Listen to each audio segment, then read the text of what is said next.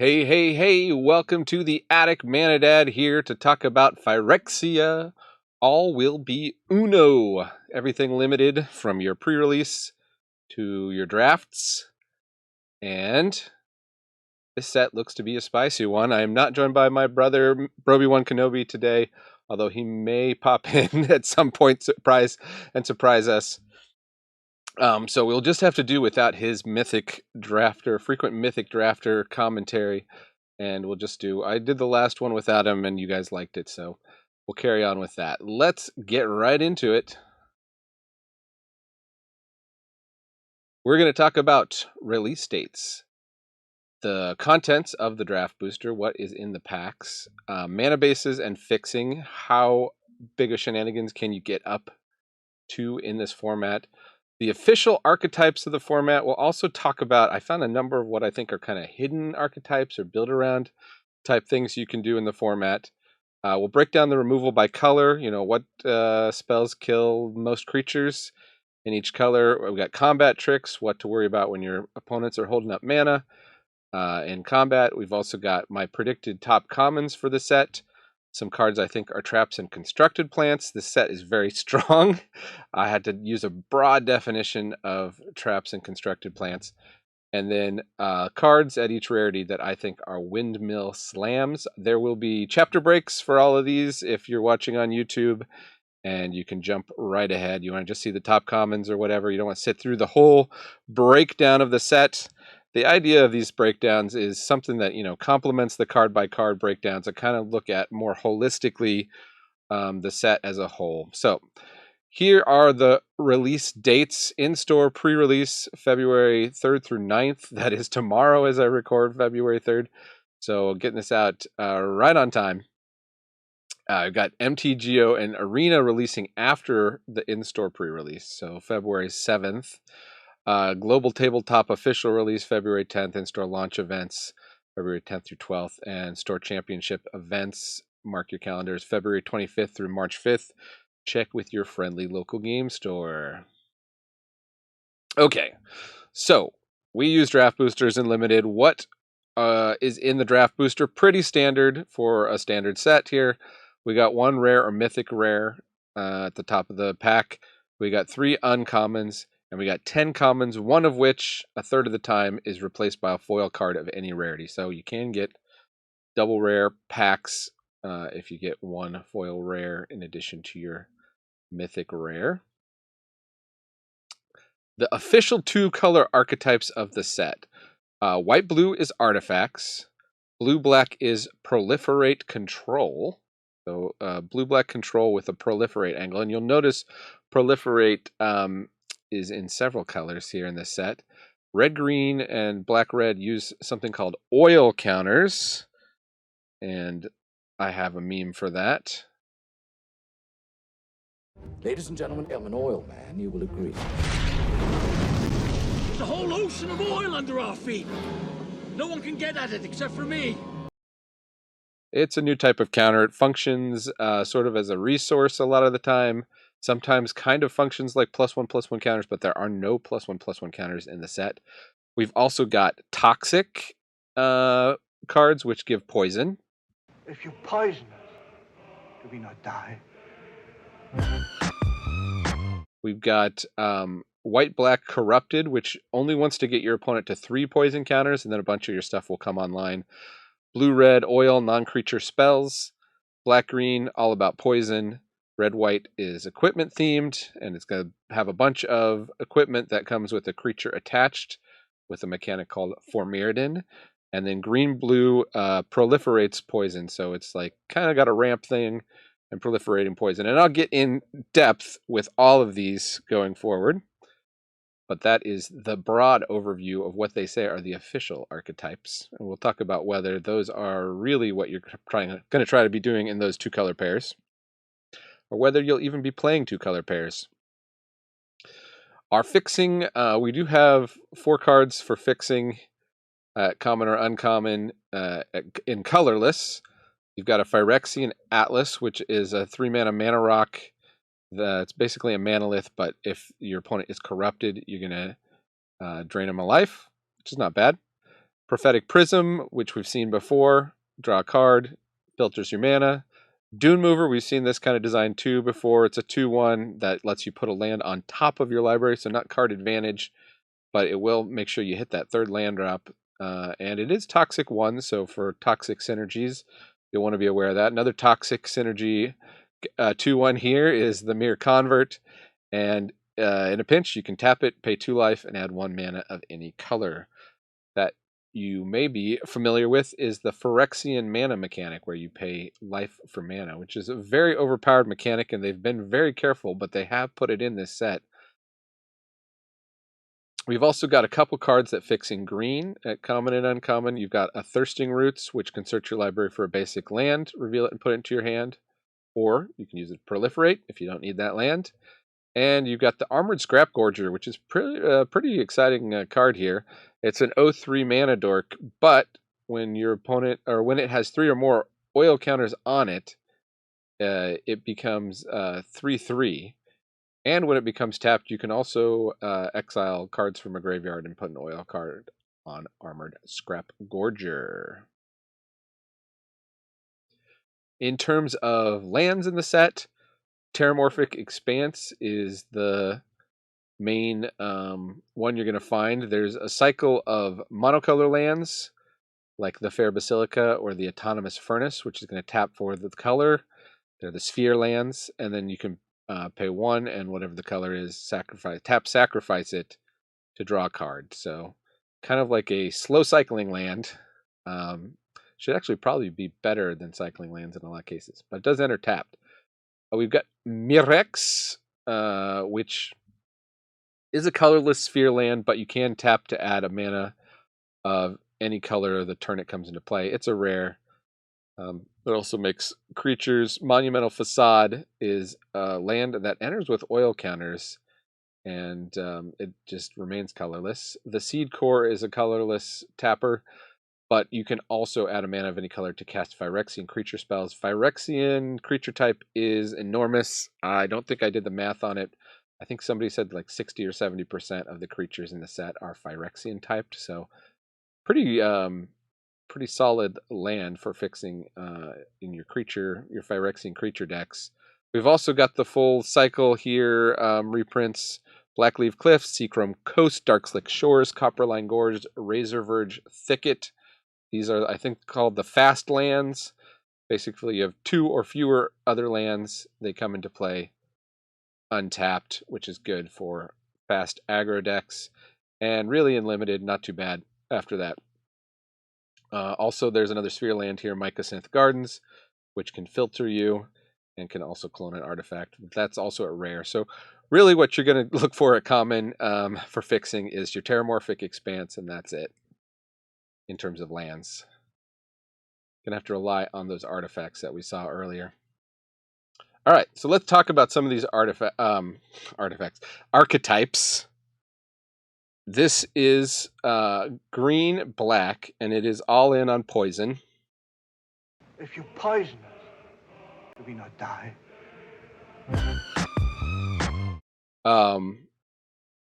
The signpost uncommon here is Necrogen Rot Priest, a 1/5, toxic 2. Somebody's made a point that a 1/5 is a really nasty body that really slows things down in a game and really grinds things out in a limited game. Whenever a creature you control with toxic deals combat damage to a player, that player gets an additional poison counter. And most creatures are toxic 1, so that will be doubling the amount of poison counters they're giving. And it's also going to be able to give creatures with toxic Death Touch until end of turn for 3 mana. So pretty good. A couple rares that might pull you into these colors here. You got Glissa Sunslayer, is a 3/3 first strike Death Touch. When she deals combat damage, you draw a card and lose 1 life. You're probably not going to use the other modes as much, but you can destroy an enchantment and remove some counters. There are a lot of counters flying around. And from target permanent. Also, you notice here Tyvar, Jubilant Brawler, is Planeswalker. There's quite a few Planeswalkers, and some of them at rare even in this set. So most Planeswalkers I believe we've had since War of the Spark in a set. Something to keep in mind with all the proliferate running around, and also in terms of what removal can hit Planeswalkers. We'll look at that in the removal section. But what is Tyvar? Tyvar is a 3 mana legendary Planeswalker. Comes in with 3 loyalty. You can activate abilities of creatures you control as though those creatures had haste. So give pseudo haste to everything. +1 untap up to 1 target creature. And -2 mill 3. Then you may return a creature card with mana value 2 or less from your graveyard to the battlefield. So Tyvar kind of wants to play small creatures. Probably pretty good in low to the ground toxic kind of build. 3 mana Planeswalkers is generally very good anyway. They can't be answered right away. So green, all in, black-green, all in poison. What I think you're going to do, and I kind of organized this by curve here. This is a bunch of the creatures that you'll see in this archetype. You've got the Bilious Skull Dweller, which is a 1/1 death touch with toxic 1. The idea of this one is you bring it down, turn 1, hopefully. It probably gets in 1 or 2 times if they can't block it. And if they do block it, they got to trade their creature off because it's death touch. And then after that, it's just hanging out and being a death touch blocker and being really annoying. So it looks like an excellent 1-drop to me. At common, you got Blightbelly Rat, which is a 2/2 toxic 1, and when it dies, it proliferates. So again, you're hoping to get that in at least 1 time, and then at some point trade it off and proliferate and increase the amount of poison on there. Remember that 3 poison is a key number to activate a lot of these things that have the corrupted, not called a keyword, right? But it's called a flavor word, whatever it is. But the corrupted mechanic. Pestilent Siphoner is another common here. It's a 2-drop flying toxic 1. So evasion, that is another one where if they can't block it, that could be getting in and that could be getting some poison every turn. Now the thing is with toxic, you'll notice that a lot of times they have a toxic number that's the same as their power or even less than their power, like Branch Blight Stalker, which is 3/1 toxic 2. So a lot of times you're probably going to win by damage before you get to 10 poison counters, because 10 poison counters is what you need to win the game. Ickerspit Basilisk is a 1/3 Death Touch toxic 1. Of course, Death Touch is good if there are bite spells in the format, and there is a bite spell in the format. Bite being like a fight, but it only deals the damage, it doesn't take the damage back. There are some rares that are going to be good in this archetype. One of them is Venerated Rot Priest. It's a 1/2 toxic 1. Whenever a creature you control becomes the target of a spell, target opponent gets a poison counter. So really makes it hard for your opponents to interact with your board, especially once you get them up to high amounts of poison.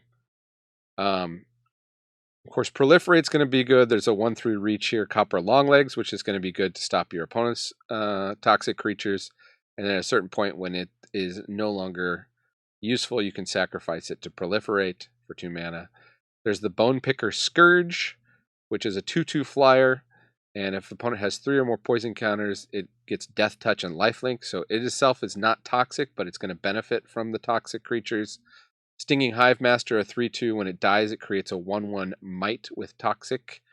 And this creature can't block. You'll see a lot of these Might tokens throughout this set.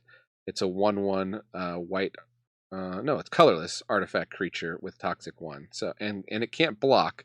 So they're not going to gum up the board and stop people from making attacks. They're really for sacrifice fodder and for if you can go wide enough, make a bunch of attacks. Of course, there are lots of artifact synergies in the set, especially in blue and white and somewhat less in red.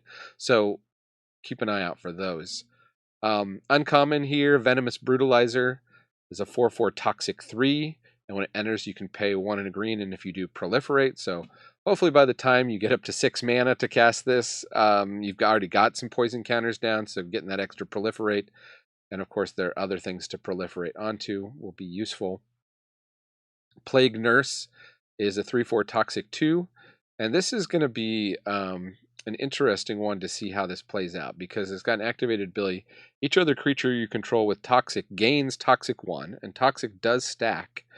You can activate it only once each turn, but remember, a lot of these guys are toxic 1 to begin with. So bumping them up to toxic 2, even if they hit for 1, now you're starting to get into the territory where the poison is killing people faster than the life total. And that's kind of where you want to be, especially in your all-in poison deck. You want to get to those 10 counters really fast. You've got stuff like 2/4 Menace, Toxic 2. Again, a 2/4 Menace, hard to block. They'd have to double block on it. It might trade with, or might take out one of the blockers. And if they don't block it, they're taking 2 toxic. And so once you've got some toxic on people, you're going to look to proliferate it to finish them off. So you've got stuff like Thirsting Roots, which we talked about is a fixing, but it can also proliferate, and it's 1 green mana. Bloated Contaminator at rare. When it deals combat damage to a player, it also proliferates, and it's a trample creature, which is nice. Trample and Toxic go together very nicely. And especially you see these big green creatures that it'll get through. Getting 1 point of damage across can still get a bunch more poison across. There is a vehicle here called Rib Skiff, which ETB draws a card, and it crew 3, Toxic 2, 4/4 is the stats. Noxious Assault is a sorcery, but this is a cool one because let's say you've gone really wide with the toxic creatures and the mites and everything. Creatures you control get +2/+2 until end of turn, and whenever a creature blocks this turn, its controller gets a poison counter. So you put the opponent in a situation where they're damned if they do, damned if they don't. Yeah, that's true. They can block, kill a bunch of your mites, which, by the way, are now 3/3, so it's no joke to block a bunch of 3/3 mites. And if they don't, they're taking 3 damage each, and they're going to probably die from damage before they die from the poison counters. So going to be some interesting blocker math with Noxious Assault in this format. Some of these removals have proliferate tied to them. Here's an example: Carnivorous Canopy, which is your standard green, remove an artifact creature with flying or enchantment. And if that creature was small enough, you get a proliferate with it. You got a regrowth with proliferate attached and unnatural restoration. Feed the Infection. Draw 3 cards, lose 3 life. If you want to refill your hand here, this is a fairly well-costed spell to do it. And if your opponent is corrupted, they're going to lose 3 life also at the same time. So kind of an even life loss. And it shouldn't be too hard in a black-green deck to get opponent to corrupted. You got something like Maze's Mantle, which actually it's your standard 2/2 flash enchant a creature, but it gives the creature hexproof until end of turn if that creature is toxic. So it's really asking you to play it in toxic decks. You can also enchant creatures to give them toxic. If you got one of those flyers, you can pop the Necrogen Communion on it, and when the enchanted creature dies, it just comes back to the battlefield. Nice to put on the ETB creatures as well. Anoint with Affliction, another black removal spell that gets a bonus if your opponent is corrupted. Also, Whisper of the Dross is kind of a bad removal spell, but it has Proliferate attached. And it's 1 black mana instant. It can kind of change a combat math, something that was going to be a trade, into a favorable thing for you. And, maybe you got your opponent to 9 and you top deck this, and you can proliferate them that one last time and give them that 10th poison counter. Vraska's Fall. Vraska's Fall is... there are 2 edicts of effects in the format. We'll look at that later, but this is one that makes an opponent sacrifice a creature and get a poison counter. So there are ways to get poison counters on your opponents without attacking with a toxic creature. Blue-black is really where that is concentrated, and we'll talk about that when we get to blue-black Dimir colors. But staying on the toxic theme... White-green is a go-wide toxic aggro. Slaughter Singer is the signpost uncommon here. It's a 2/2 toxic 2, and whenever another creature you control with toxic attacks, it gets +1/+1 until end of turn. So this one, more than black-green, you're really not necessarily trying to kill with poison counters, but you are trying to go wide with toxic, and the poison counters becomes a secondary win condition. You've also got Malira Living Cure. This doesn't really synergize that well, and it's a good defense against poison counters, I guess. And it is a 3/3 for white and a green, a watch wolf, as we say, as old timers. And you can exile it to choose another target creature artifact, and when it's put in the graveyard, you return it to the battlefield under its owner's control. So it has a little bit of protection. It's not an unplayable card, but I do think it is a bit out of the field of what white-green is trying to do and limited in this set. It's more of a constructed card, and we'll talk about constructed plants here at the end. So, let's look at the creatures here again in white-green.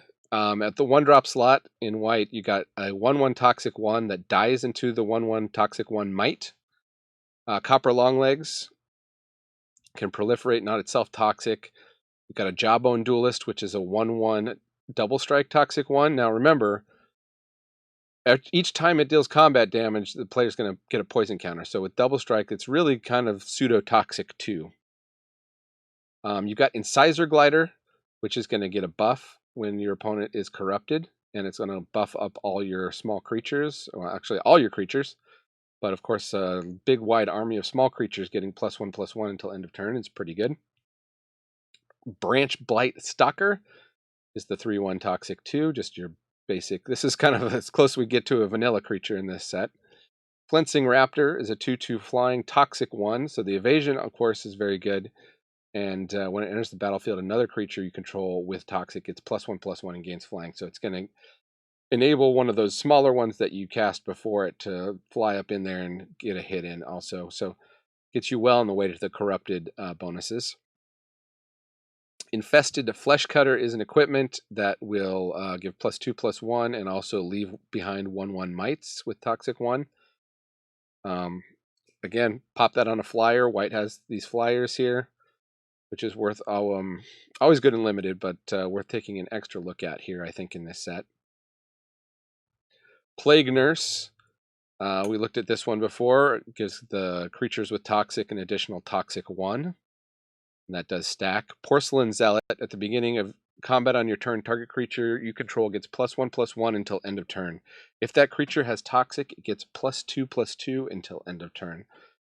So again, not necessarily trying to win with poison, but trying to buff up your toxic creatures and win with damage.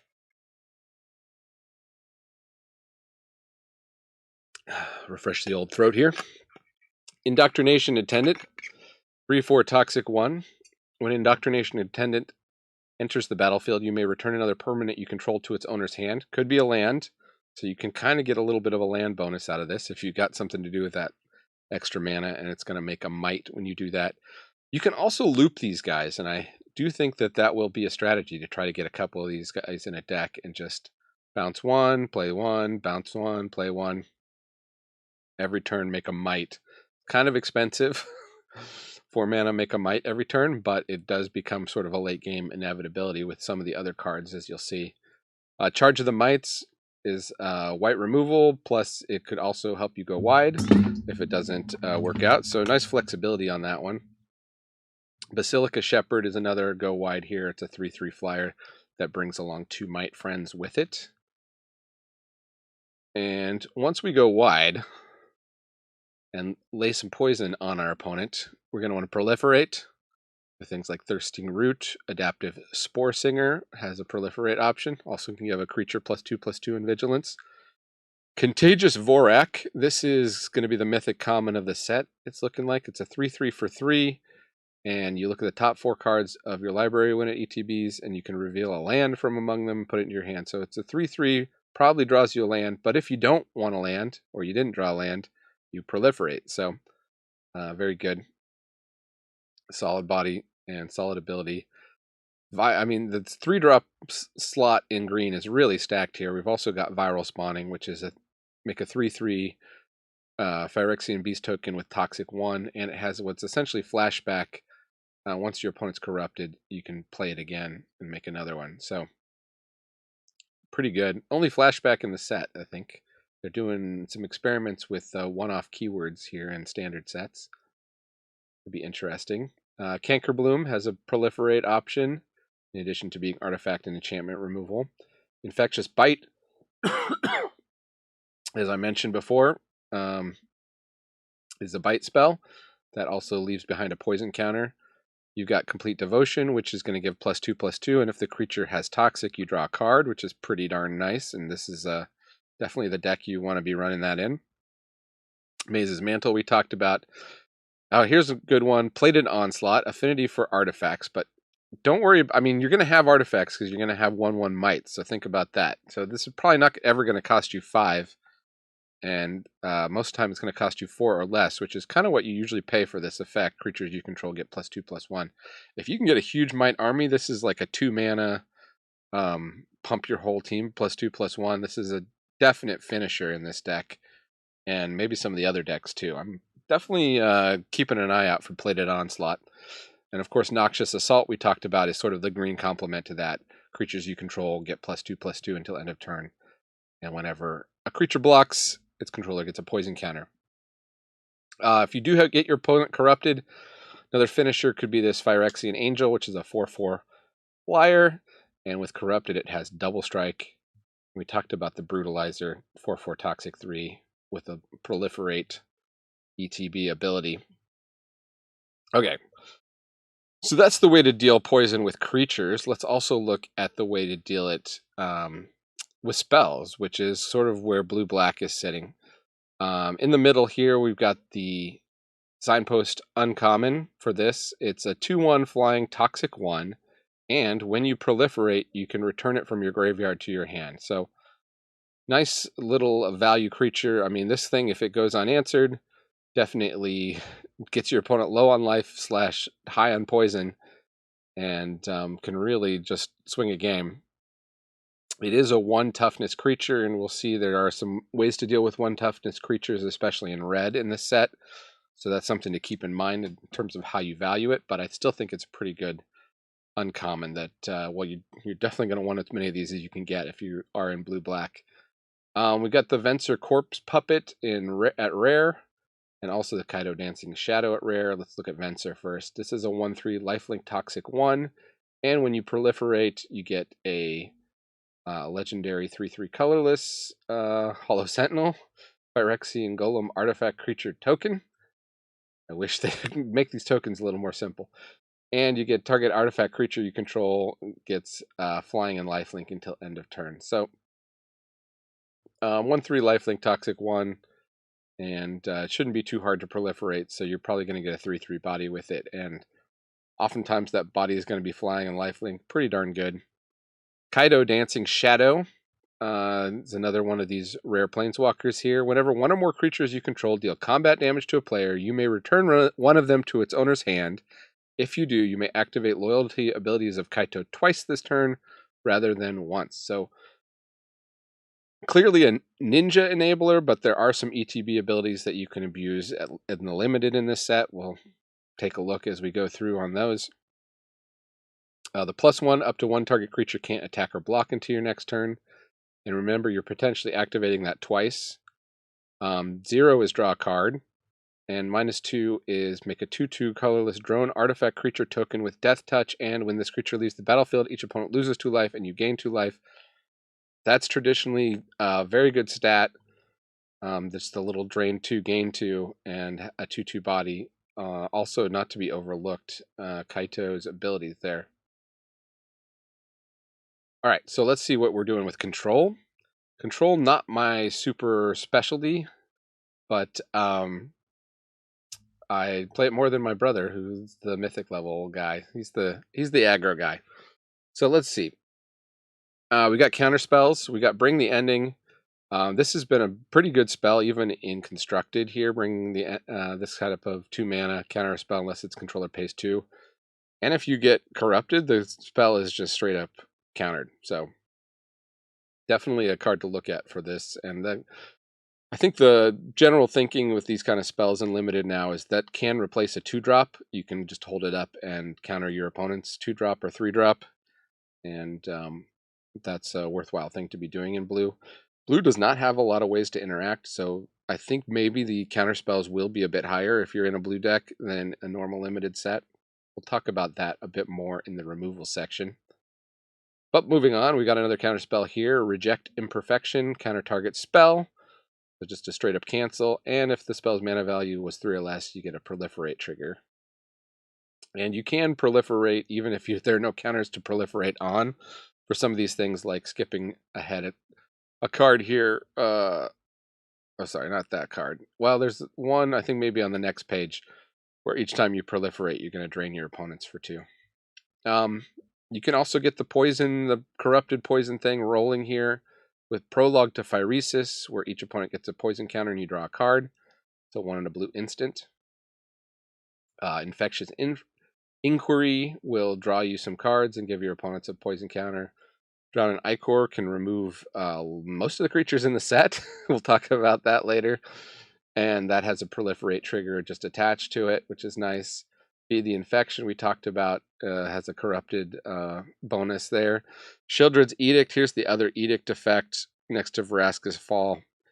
It's a 2-mana instant speed. This is uncommon. Each opponent sacrifices a non-token creature. Each opponent sacrifices a creature, or each opponent sacrifices a planeswalker. That planeswalker text is going to be pretty key. As I said, there's lots of planeswalkers running around. I'm considering this much more main deckable edict than in a normal limited format. These control decks will also want this kind of Icy Manipulator oil counter card. Tammio's Immobilizer. It's a 4-mana, and you can remove an oil counter and tap target artifact or creature. So you're going to get 4 uses, and hopefully you proliferated within those 4 turns, and you're going to get more uses out of it. I would also look at kind of stat monster or big butt creatures for this deck. You got the 2/4 Toxic 2 Menace. You might be able to get some poison on somebody, and then sit back with the 2/4 and kind of hold the ground. You got a 5/5 Death Touch. When it enters, each opponent discards a card, and if they don't, you gain 4 life, which is a nice, stall the game out control thing. Ravenous Necro Titan is a 6/6, but you'd have to sacrifice a creature unless opponent has 3 or more poison counters. And hopefully you've gotten some poison on them pretty quickly and can take advantage of that without having to sacrifice anything. But maybe you've got a small creature like a Bilious Skull Dweller or a Blight Belly Rat that you don't mind sacrificing, and then you're still getting a 6/6 out for 4, which could be pretty strong. Okay, here's that guy I was talking about, the Scheming Aspirant. Whenever you proliferate, each opponent loses 2 life and you gain 2 life. So that's another way to just close out the game from a distance without combat. Just use your proliferate spells, counter the spells, proliferate at the same time, and get that last bit of damage drained out from your opponent that you've stalled out.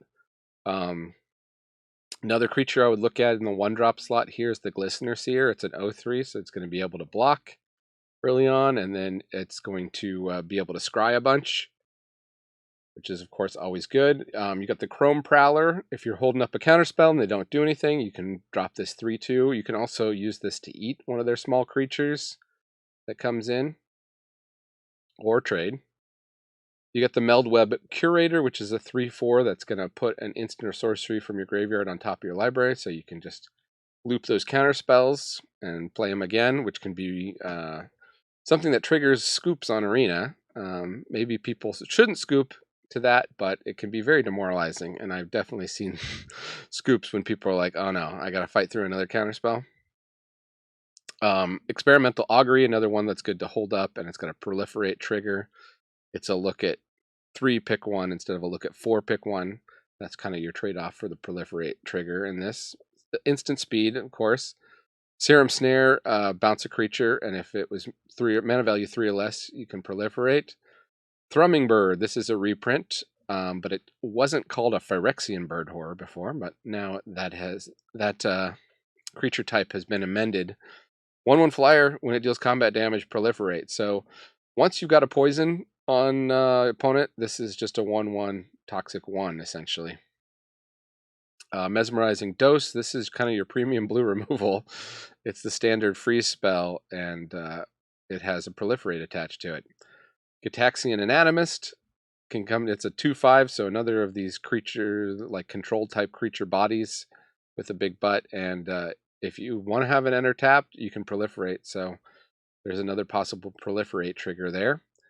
And Vivisurgent Insight, draw 3 cards, proliferate. I think this deck will be able to make good use of that one as well. All right, so proliferate. We've seen a lot of the blue proliferate spells. We've seen a lot of the green poison spells. Combine them together in Simic, and you've got something like the proliferate poison deck here. Signpost is the Tainted Observer. It's a 2/3 flyer. Toxic 1. Whenever another creature enters the battlefield under your control, you can pay 2. If you do, proliferate. So you're going to get those proliferate triggers a ton. As you can see, that combines really well with that black 1/3 that can drain every time you proliferate. So definitely consider the wedges here.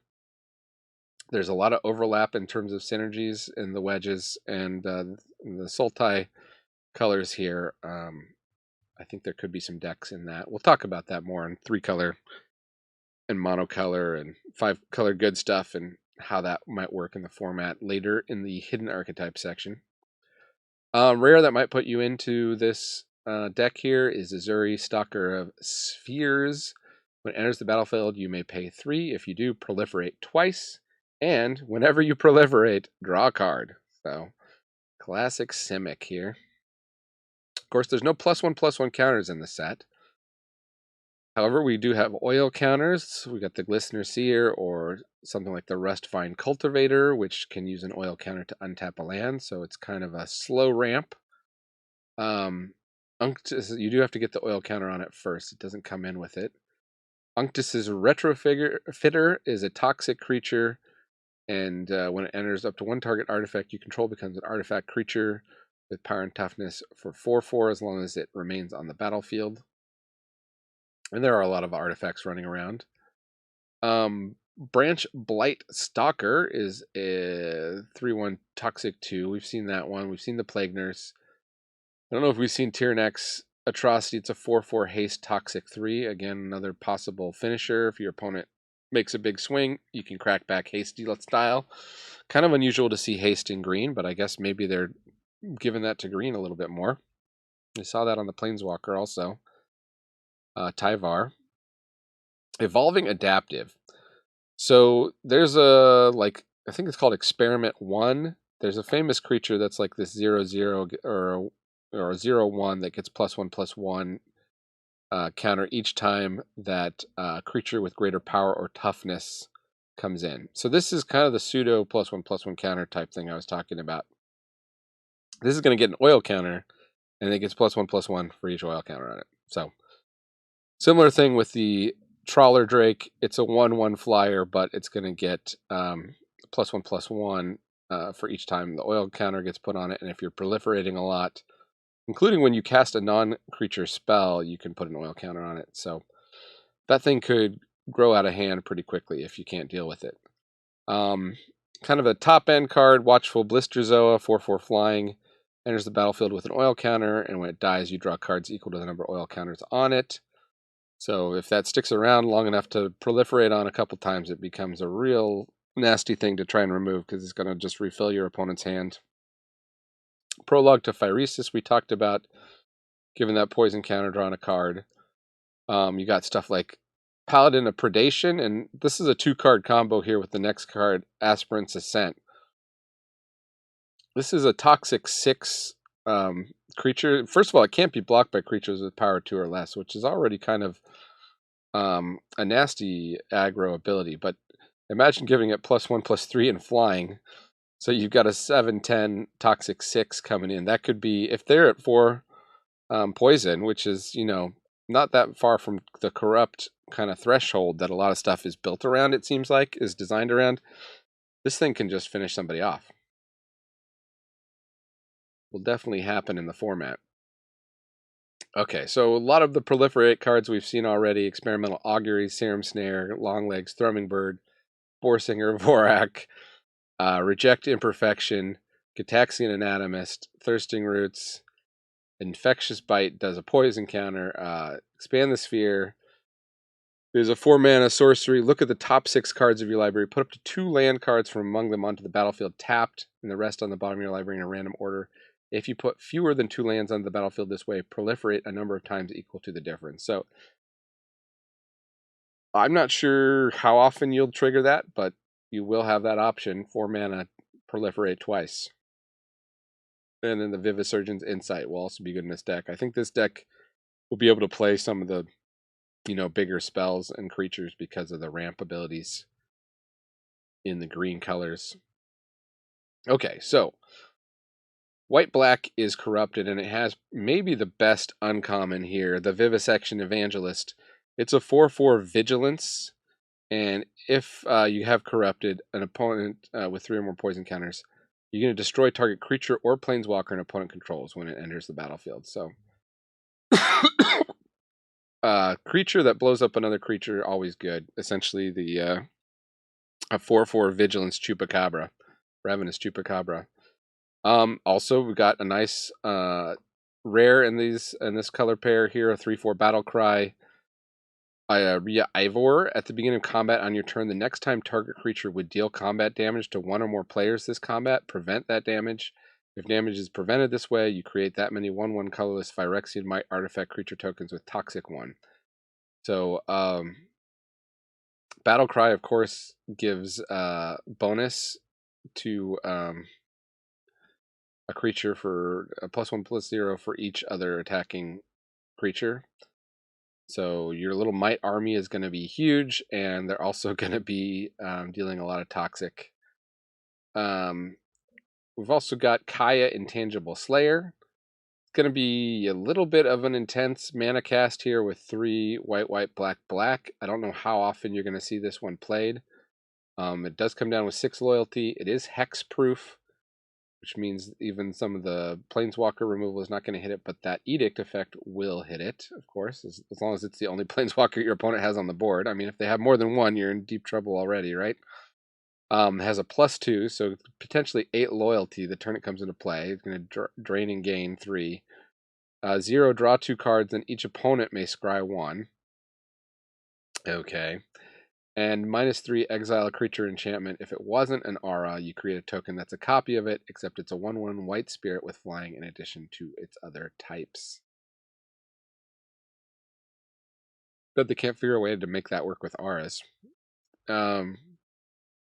Bone Picker Scourge is a 2/2 flyer that when you have corrupted, as long as the opponent has 3 or more poison counters, it has Death Touch and Lifelink. So 3 mana, 2/2 Death Touch, Lifelink, pretty good. Ravenous Necro Titan, we talked about 6/6 with no drawback as long as you got corrupted. Of course, you're going to want stuff like Pestilent Siphoner, that black 1-drop that has Toxic. You're going to want a couple of early creatures that have Toxic to try and get your opponent up to corrupted. Chittering Skitterling. Boy, they really tongue twisted that one. Has an ability, once you have corrupted, you can sacrifice an artifact or creature to draw a card. And of course, there's going to be a lot of these 1/1 mites hanging out that can't block, and if they can't attack, you might want to just cash them in for a card. Stinging Hive Master, when it dies, creates a mite, for example. 3/2 Toxic 1. You got the Scheming Aspirant, if you try to go with the black proliferate spells and drain out the life. You know, there's going to be sort of like control builds with this, and it looks like also kind of aggro-y builds, which are more on the toxic side. There's a cool rare here called Skrelv's Hive, which is like a Bitter Blossom, but for mites. You got Incisor Glider, which we talked about earlier, has the corrupted ability that buffs your whole team. Crawling Chorus is another one that's going to be low to the ground, toxic creature. And there is this 1-drop with a corrupted ability here, Sinew Dancer, which we haven't seen yet. It has 4 and tap target creature, but becomes 1 and tap target creature once you get to corrupted, and that's later in the game. It's kind of weird, like later in the game you might just have the 4 mana that you're not using, but so it is, so it goes. Probably a little too powerful if it was a 1/1 that's just going to tap down opponent's best thing from the get-go for 1 mana. Porcelain Zealot is a 2/3. At the beginning of combat on your turn, target creature gets +1/+1, but if it has Toxic, it gets +2/+2 until end of turn. You're going to be running some Toxic stuff here in this deck, no doubt. And of course, we talked about the Impossible Invasion as a great finisher, 4/4. That's potentially a 4/4 double strike. There's that Skull Dweller I was talking about, 1/1 Death Touch, Toxic 1. The Flesh Cutter can make some toxic mites. You have this Fleshless Gladiator, which is going to enable some like sacrifice loops once you have corrupted. Annihilating Glare, you're going to have a lot of creatures to sacrifice in the black colors, so you can do that. Infectious Inquiry, we talked about. Zealot's Conviction is a 1/1, +1/+1 flash enchantment, but if opponent has 3 or more poison counters, it's going to get +1/+0, an additional +1/+0, and first strike. Phyrexian Atlas, we mentioned, also kind of has a corrupted ability, and Be the Infection, as we talked about that one. Now let's see, there's a couple things that aren't in white black. There's got the Seed Core has the corrupted extra ability to make a 1/1 creature +2/+1. This Viral Spawning we talked about in green has a corrupted ability, and there's a blue corrupted spell here with Distorted Curiosity. So it is possible to kind of work in some corrupted synergies and things, either with a splash or in a different color pair. You'll see that there are a couple cards usually that cross out of the usual synergies in each color. Okay, now let's talk about oil counters.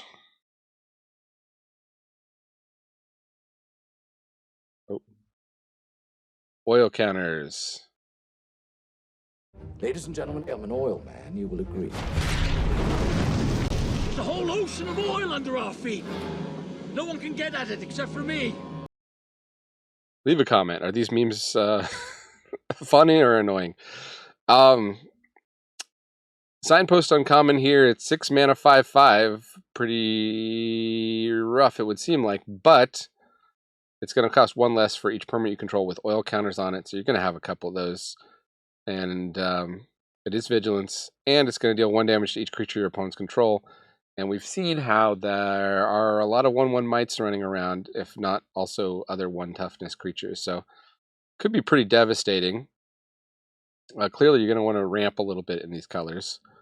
Also at rare, we've got Miglio's Maze Crusher, which is a 4/4 that enters with 5 oil counters, and you can remove an oil counter to give it Vigilance and Menace, or remove 2 oil counters to give it +2/+2, or remove 3 oil counters to destroy an artifact or enchantment. And then we got one of these Mythic Planeswalkers here with the Phyrexian abilities. If you get a Mythic in this set, essentially you just draft it, because all the Mythics are good. I'm not going to go into all the Mythics at this point, because I got to get this done and get this onto YouTube for you all in time for your studying up for your pre-releases. All in on oil. So here we go. 1 drop, Exuberant Fuseling, 0/1 trample, gets +1/+0 for each oil counter. So again, kind of the pseudo +1 counter thing for oil counters. When it enters the battlefield and whenever another creature or artifact you control is put into a graveyard from the battlefield, you put an oil counter on it. Okay, so it's going to be a 2/1. I guess, yeah, it's going to be a 1/1 to begin with. But it's going to be very easy to get it up there. It is trample, which it's going to help wear equipment. We'll talk about more of that in the white-red equipment archetype section. You've also got a 1-drop Sawblade Scamp, which uses oil counters. Whenever you cast a non-creature spell, you get an oil counter on it, and you can tap, remove an oil counter, and you can deal 1 damage to each opponent. Cacophony Scamp. Whenever Cacophony Scamp deals combat damage to a player, you can sacrifice it. If you do, proliferate. When it dies, it deals damage equal to its power to any target. Axiom Engraver is a 1/3 with 2 oil counters. Tap, remove an oil counter from Axiom Engraver, discard a card, draw a card. 1/3 looter, kind of standard for red, maybe a little worse than usual. But I will talk about, I think there is some extra use for looting in this set. We'll talk about that in the hidden archetype section. Urabrask's Anointer. This is one of the big payoffs in this deck, or any of the oil decks, really. It's a 4/2 for 4 mana, comes down, deals X damage, where X is the number of permanents you control with oil counters on them. They're really going to reward you for having the oil counters. And there are things that can put oil counters on creatures anyway. Another one to look at here is the 2/3 trample Kuldotha Cackler, Whenever Kuldotha Cackler attacks, it gets plus X plus 0 until end of turn, where X is the number of permanents you control with oil counters on them. There's some stuff in colorless. Attracts a Skitterfang, 2/2, enters with 3 oil counters, and you can remove oil counters to give a creature flying, vigilance, death touch, or lifelink. I think this card will probably be underrated at first. I think it's actually quite good to be able to power up how you need your creatures, and it's going to be easy to proliferate those oil counters, as we've seen. Here's the Tablet of Completion, which you can tap to put an oil counter on it. And once it has 2 or more oil counters, it becomes a mana rock, and then you can start drawing cards off of it when it has 5 or more oil counters. Kind of a slow advantage engine, but something to keep in mind if you're an oil deck. Furnace Skull Bomb. There's a whole Skull Bomb cycle, 1 for each color. They all have 1 sacrifice, draw a card, and then some amount of mana, including the color, sacrifice. Put 2 oil counters on target artifact or creature you control. Is the red one here, and then you also draw the card on all of them. So the red clearly heavily encouraging you to do the oil counter thing. Here's Churning Reservoir. So here's a way to get oil counters on stuff that doesn't have any kind of oil ability. At the beginning of your upkeep, put an oil counter on another target non-token artifact or creature you control. Sadly, you can't put it on lands, so your ability to get the Kuldotha Cackler, really huge off of like oil counters on lands, and of course lands are really hard to interact with.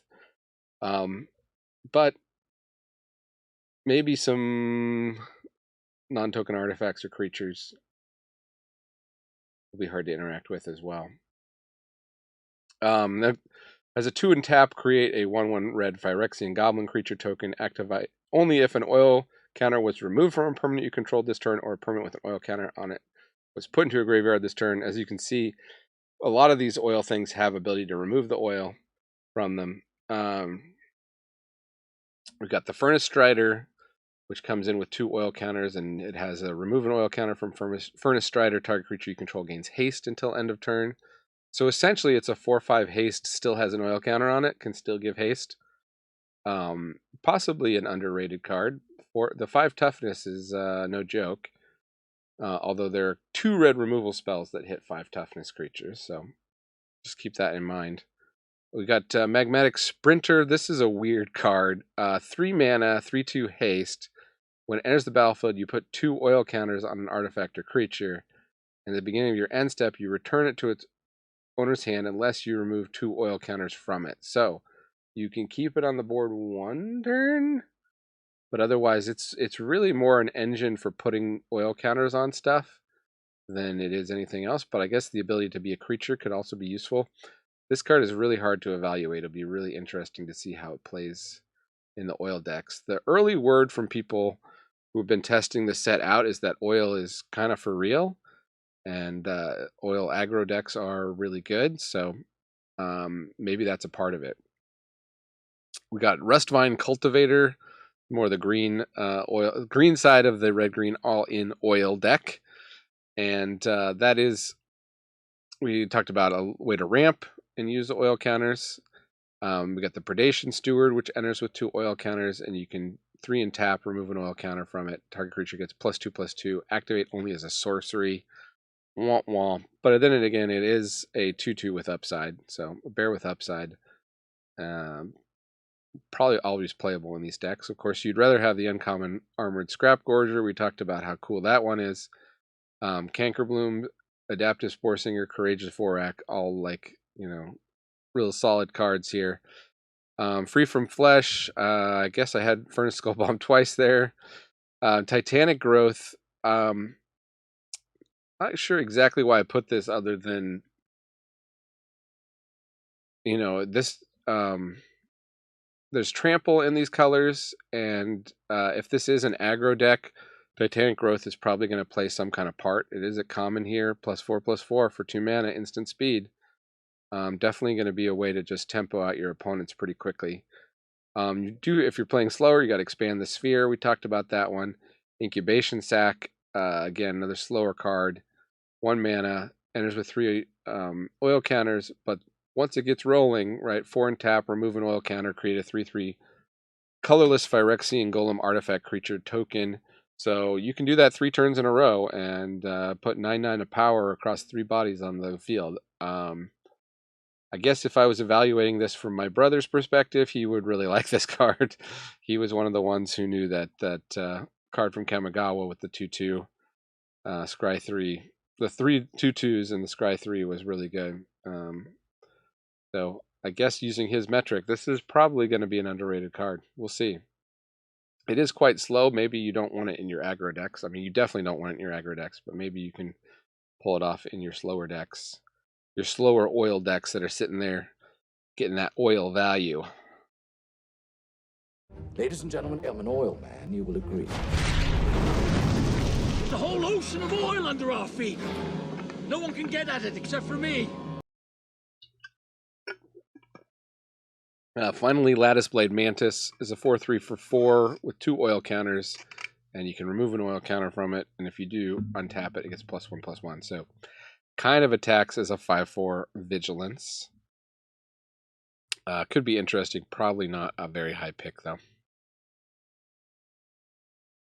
Okay, Red-Black has a different twist on the oil, and that is Oil Sacrifice. Let's look at Charforger to see what they mean by that. Signpost. 2/3 Phyrexian Beast. When it enters the battlefield, you create a 1/1 red Phyrexian Goblin creature token. So 2 bodies for the price of 1. Already like it. And then whenever another creature or artifact you control is put into a graveyard from the battlefield, you put an oil counter on Charforger. Again, shouldn't be hard to get. Just going to happen naturally in Limited.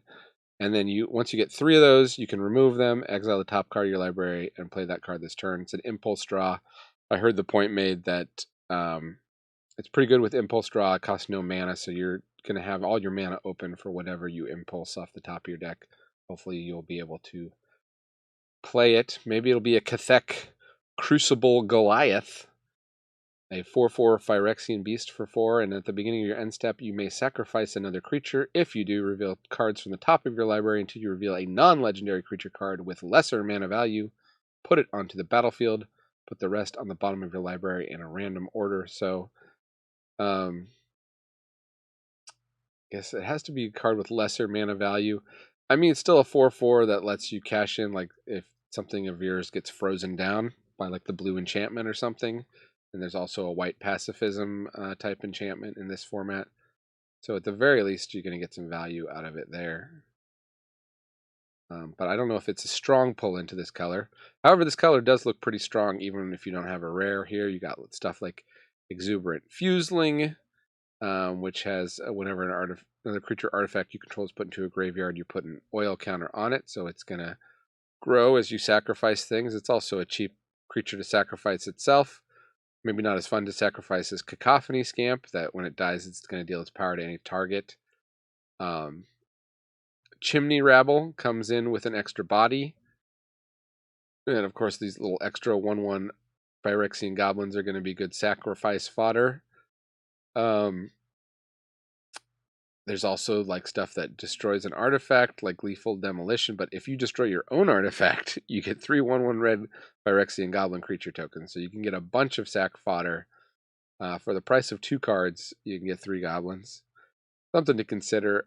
Furnace Skullbomb we talked about. That's going to add oil counters. Blightbelly Rat is going to proliferate when it dies, so a nice dies trigger. There's a nice mythic that doubles up dies triggers that also will probably go in this deck.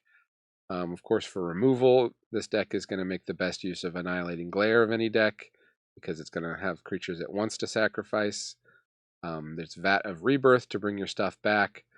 Chittering Skitterling to help you sacrifice stuff once you've got the poison counters rolling. I guess the question is, are you going to build this deck more towards the poison side or more toward the oil side, right? Because black has heavier poison, red is heavier on oil. So it might just naturally work out one way or another. It'll be interesting to see. I think there's so much synergy in this set, you're probably going to have sort of like packages or little pockets of synergy in your decks. But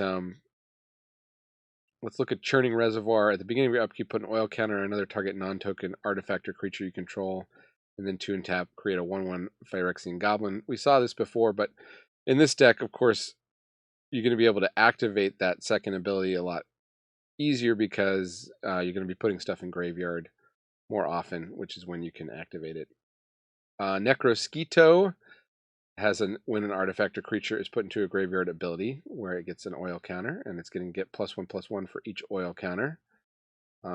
Starts out as a 2/2 flyer for 4, which is pretty rough.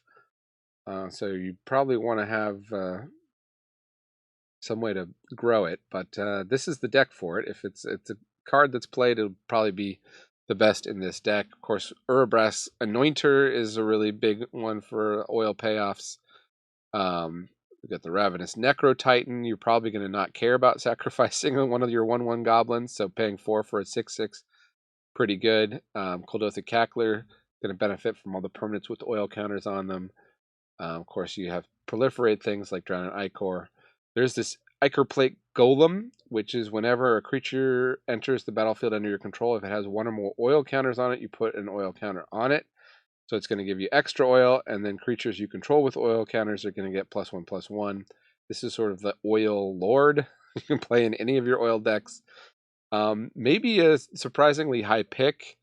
It does seem a little bit meh, but it's colorless, so you're not going to commit.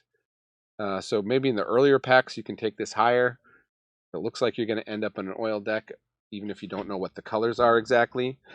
And there's a lot of talk, of course, about drafting the wedge colors, right? So you draft, if you're in oil, you draft like the green oil stuff, the red oil stuff, and the black oil stuff, say, and draft some Ichor Plate Golems, and then depending on which colors work out, you can run those. Magnetic Sprinter, we talked about that to get oil counters spread around. There's let's see what else we got here. We got Nahiri's Sacrifice is another removal spell that's going to get better in this deck. Sacrifice an artifact or creature and deal the X damage divided as you choose, which is kind of huge, right? So you can get, say you sacrifice a 4-mana creature, you can really take out that army of mites before they use their big pump spell. Skipping ahead to Shrapnel Slinger. It's a 2/2. When it enters the battlefield, you can sacrifice a creature, and if you do, destroy an artifact an opponent controls. Of course, there's tons of artifacts in this set. A lot of them are equipment, which is tied to a token body, so maybe not as good to just blow up that, because they're going to have a 2/2 left behind, but maybe in a pinch, you're going to want to do it. There's the Furnace Strider. We talked about that one. And there is the Gulping Scrap Trap, which I will remind you is a 4/4 with a dies trigger to proliferate. So possible kind of top or towards the top end kind of threat. Blue-red, non-creature Spellslinger. They say this is an oil deck, but I really think you can play it without the oil cards. The signpost here is on the right, Serum Core Chimera. 2/4 flying. When you cast a non-creature spell, you put an oil counter on it, and you can remove 3 oil counters from it to draw a card. And then you may discard a non-land card, and when you discard a card this way, it deals 3 damage to a creature or planeswalker. Activate only as a sorcery. Pretty good. Doesn't seem like it'll be hard to trigger at least once if it gets stuck out on the battlefield. Of course, a 2/4 flying body is kind of a good threat on its own. Rare that might put you in this color pair. It's pretty strong here. It is 7 mana, but if you can land this 6/6 flying, ward 3, pay 3 life. So opponent wants to remove this, they got to pay 3 extra mana and pay 3 life. And as you're casting non-creature spells, you're getting 1/1 red Phyrexian Goblin creature tokens with haste. So keep that in mind. Cast those spells before your combat phase if you want to attack with them. Okay. So let's look at some of the payoffs here first in this archetype. Sawblade Scamp is a 1/1 haste. Whenever you cast a non-creature spell, you put an oil counter on it, and you can tap, remove an oil counter to deal 1 damage to each opponent. So good way to like kind of get in and also kind of just build up oil counters, I guess. Ichor Synthesizer. Whenever you cast a non-creature spell, you put an oil counter on it. And once it gets 4 or more, it becomes +2/+0 and can't be blocked. So again, early game, it's a 1/3 blocker. Just keep those toxic creatures at bay. As you cast your non-creature spells, all of a sudden it's a 3/3 unblockable threat, which is pretty crazy. There's lots of equipment you can throw on it, so it becomes even more of a threat. Definitely becomes a must-answer threat once you get those 4 counters on it, although maybe it's going to take a little while to get the counters on it. Depends on how much proliferate you have. You got the Trawler Drake, which we talked about. Essentially is +1/+1 for each oil counter. And flying, which is nice. Hex Gold Halberd. So here's one of these 4 Mirrodin equipments. It comes attached to a 2/2 Rebel creature token. And as long as it's your turn, equipped creature has First Strike and Trample. So it's a 2/2 for 2 with First Strike and Trample. And then if that 2/2 dies, it's leaving behind equip 3.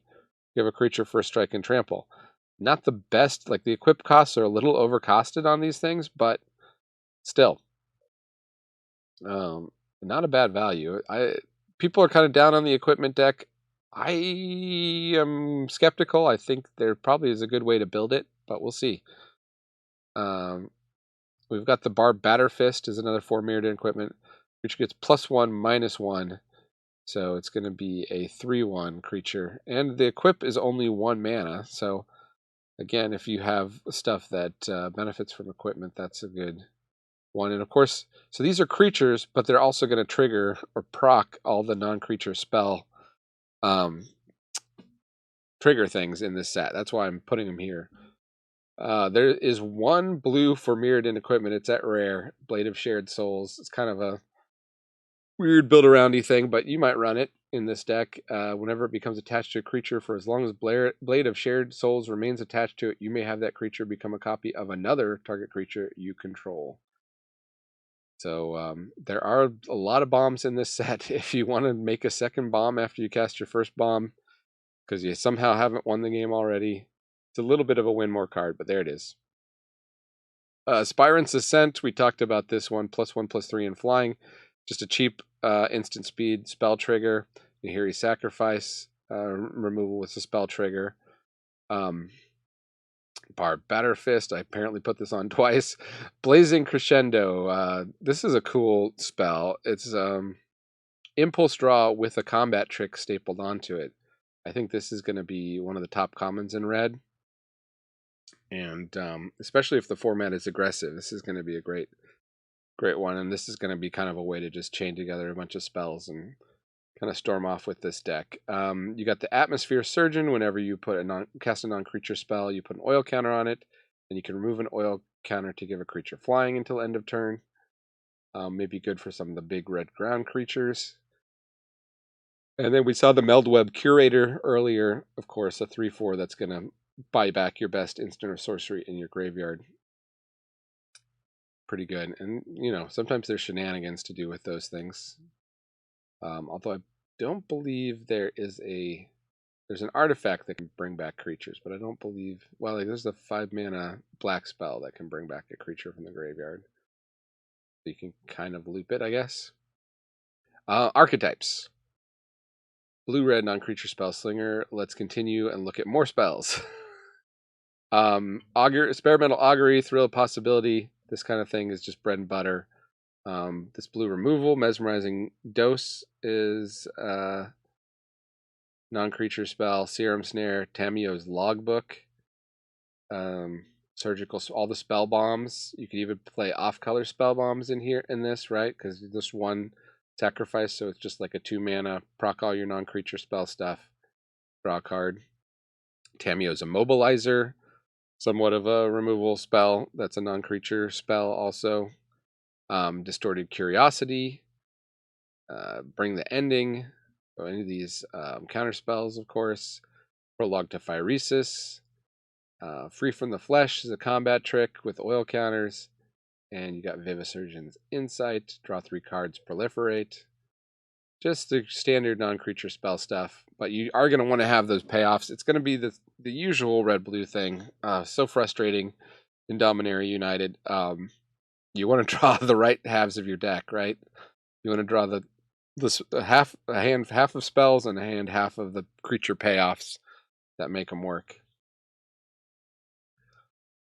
But maybe you get that rare. Who knows? All right, blue-white artifacts. Now we're getting into more of the artifact section of this archetypes. The signpost here is Cephalopod Sentry, star 5 flying, and the power is equal to the number of artifacts you control. Pretty simple. And you will probably have a couple artifacts out by the time you cast this. Of course, it counts itself, so baseline, it's a 1/5 flying for 4. Not too bad. As you did see, there is a couple, there's, especially in green and red, there's artifact specific removal, so that might make this deck overall weaker than the other decks, just because there's more removal floating around, although I don't know how much people will be main decking artifact removal. I guess if this deck turns out to be more powerful, probably more people will be main decking it.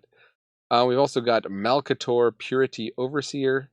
If you want to play a golem deck specifically, making golems, it's a 1/1 that enters with the golem, and then at your end step, if there are 3 or more artifacts that entered under your control this turn, you make a Phyrexian Golem artifact creature token. We'll see a lot of things that make 2 artifacts on 1 card, so it's going to be a little bit hard to trigger that, I think. But you never know. Maybe you'll have a handful of swooping lookouts that somehow you haven't played already. Tons of great creatures, artifact creatures. 1/2 Flying Vigilance, a 2/1 that's going to keep your opponent's power of their creatures down, so you can get in some early attacks with it. Incisor Glider, we talked about, just looks like a excellent white creature here that's going to buff your whole team once you can get a little bit of poison on it. And of course, you'll be in white, so you'll have some toxic. And there is this blue toxic creature, skipping ahead down there to Unctus's Retrofitter. Malcator's Watcher is a 1/1 artifact flying vigilance drone that dies into a card. Annex Sentry is a 1/4 toxic, and whenever it enters the battlefield, exile an artifact or creature an opponent controls with mana value 3 or less until it leaves the battlefield. So a little bit of an O-ring for your opponent's artifacts or creatures, at least the small ones. Couple pieces, a couple vehicles in the set. We talked about the Rib Skiff. There's also a blue vehicle. We got Gold Warden's Helm. I think we'll see the blue vehicle in the next slide. This is a 4 Mirrodin.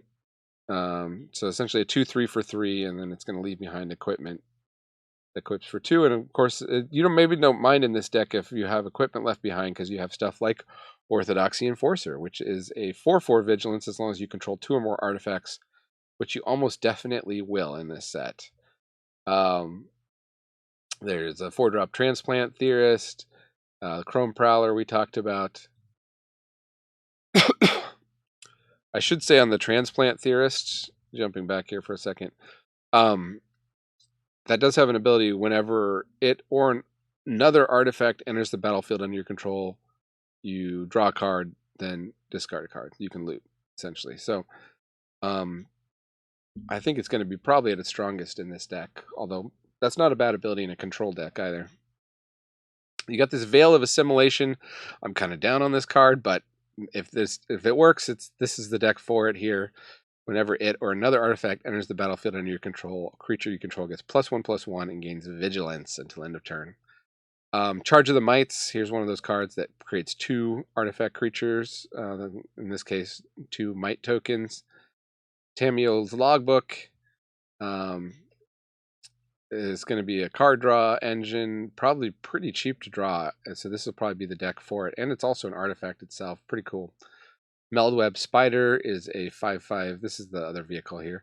5/5 vigilance. It is crew 3, pretty high crew cost, but you can remove oil counters from it to make it a creature. So as I've heard pointed out, it does have that ability. The turn it comes down, it's going to be able to block, if you're willing to remove that oil counter right away. And that's something to consider. Mere Kinsmith is an artifact creature that will also search up other artifact creatures, including, could be more Mere Kinsmiths.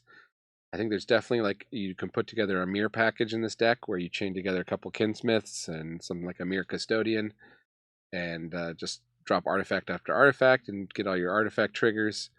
And there are a couple cards with affinity in this set, including skipping ahead to that last card there, Plated Onslaught. We talked about that. Creatures you control get +2/+1 until end of turn, and it has affinity for artifacts. Now, this slide I renamed blue, white, black artifacts because there are actually in black these 3 artifacts here, if you're curious. Cutthroat Centurion, which is going to let you sack off your artifacts, although only once per turn to make it bigger. Ambulatory Edifice, which is a 3/2, and you can give a creature -1/-1 when it enters. And the Vat of Rebirth, which is very slow, but bring creatures back from the graveyard, kind of grindy thing to do in black. All right, red-white equipment. I believe this is the last of the official archetypes, and then we'll talk about some of the hidden secret archetypes. Of course, it's an equipment theme. Our signpost here, Bladehold War Whip, has the 4 Mirrodin ability, so it's going to be a 2/2 double strike, and then even when that's left behind, equip abilities you activate of other equipment cost 1 less to activate. So that's pretty good since, as I said, the activation costs are a little bit overcosted. So as long as you have this left behind, even if the 2/2 under it dies, in this deck at least, it will be useful. Also, there's a 2-color rare here. You got a 2/2 trample. When it attacks, it gets +X/+X, where X is the number of equipped creatures you control. Then if its power is 4 or greater, draw a card. So it shouldn't be hard to pop an equipment on this and get it up to 4/4. Because you just need to get it +1/+1, and then it's going to get +X/+X, which is at least 1, and then it's going to draw a card. Looks pretty good to me. Nahiri the Unforgiving, of course, our favorite planeswalker with sword arms. It's 5 loyalty. This is mythic, of course. I think I was just trying to skip over these, but we'll say +1/+1 until your next turn. Up to 1 target creature attacks a player each combat if able. So it can force attacks. +1 discard a card, draw a card. And 0 exile target creature or equipment card with mana value less than Nahiri's loyalty from your graveyard. Create a token that's a copy of it. That token gains haste. Exile at the beginning of the next end step. Doesn't really defend itself. On the other hand, this is one of those planeswalkers you can get down on turn 3. It'll only come down with 3 loyalty, but if for some reason the board is clear, it can just start snowballing advantage, and you'll play it. All right, so for Mirrodin, we got all the red for Mirrodin cards. And then I was talking about the affinities. Here's the 3 affinity spells. 2 of them are affinity for equipment. So we got Rebel Salvo, which is the red removal spell, with affinity for equipment, which is pretty awesome. Honestly, this is going to be a pretty high pick, I think. 5 toughness, as you can see, is going to be pretty key. Looking at the next card, Oxida Finisher, which is a 7/5 trample with affinity for equipment. And in this deck, probably, shouldn't be too hard to get it down to a 4-drop for the 7/5. Question is, how many of these? This is where I wish my brother was here on the line. How many of these? Maybe he'll chime in the chat or something, because he said he was going to watch. How many of these would you run in a deck? Would you run 3? Would you run 4? Leave a comment. How many Oxida Finishers are you going to run in your red-white equipment decks? Are you even ever going to play red-white equipment? I know a lot of you out there are as suspicious as me of equipment themes, equipment archetypes in Limited. Played at Onslaught, we've talked about this. Affinity for artifacts, really good. There is some equipment that's not for Mirrodin, among which is Infested Flesh Cutter, as we've seen before. What else can we point out? We got Hex Gold Cover Wings, which is a 4-drop, which is going to be a 3/2 flyer, essentially, for 4, that leaves behind the equipment. That gives +1/+0 in flying. Resistance Reunited is your combat trick, specifically designed for this deck. A creature gets +2/+2 until end of turn, and equipped creatures you control gain indestructible until end of turn. Veil of Assimilation, we talked about. Maybe it's good. I don't think it's going to be good, but here's the deck for it. Orthodoxy Enforcer, of course, is going to be a 4/4 in this deck quite easily. Other things to look at. So what are you popping your equipment onto? You can put it on a 1/2 Flying Vigilance for 1 mana. Pretty good. Also an artifact for the artifact synergies. You can put it on that 1/1 Toxic Double Strike. You can put it on Leonin Lightbringer. He's a 3/2 Ward 2, and as long as it's equipped, gets a +1/+1. So he's a 4/3. That's before you whatever bonuses you're getting from the equipment. And he's Ward 2. Pretty nice. Voltron creature, and we'll talk a little bit more about the Voltron specific type of deck that I think you can build in the hidden archetype section. Mandible Justicar is a 2/1 lifelink, and it's going to get a plus anytime an artifact enters under your control, which will often happen if you're playing those for Mirrodin equipments. Duelist of the Deep Faith, as we saw, gets first strike on your turn with first strike plus equipment bonuses, always good. Cacophony Scamp is going to get bonus right when it dies. As long as the equipment is boosting its power, it's going to deal extra damage as it dies. Can really become a finisher because, you know, say you get this up to like a 5, even just a 5/1, right?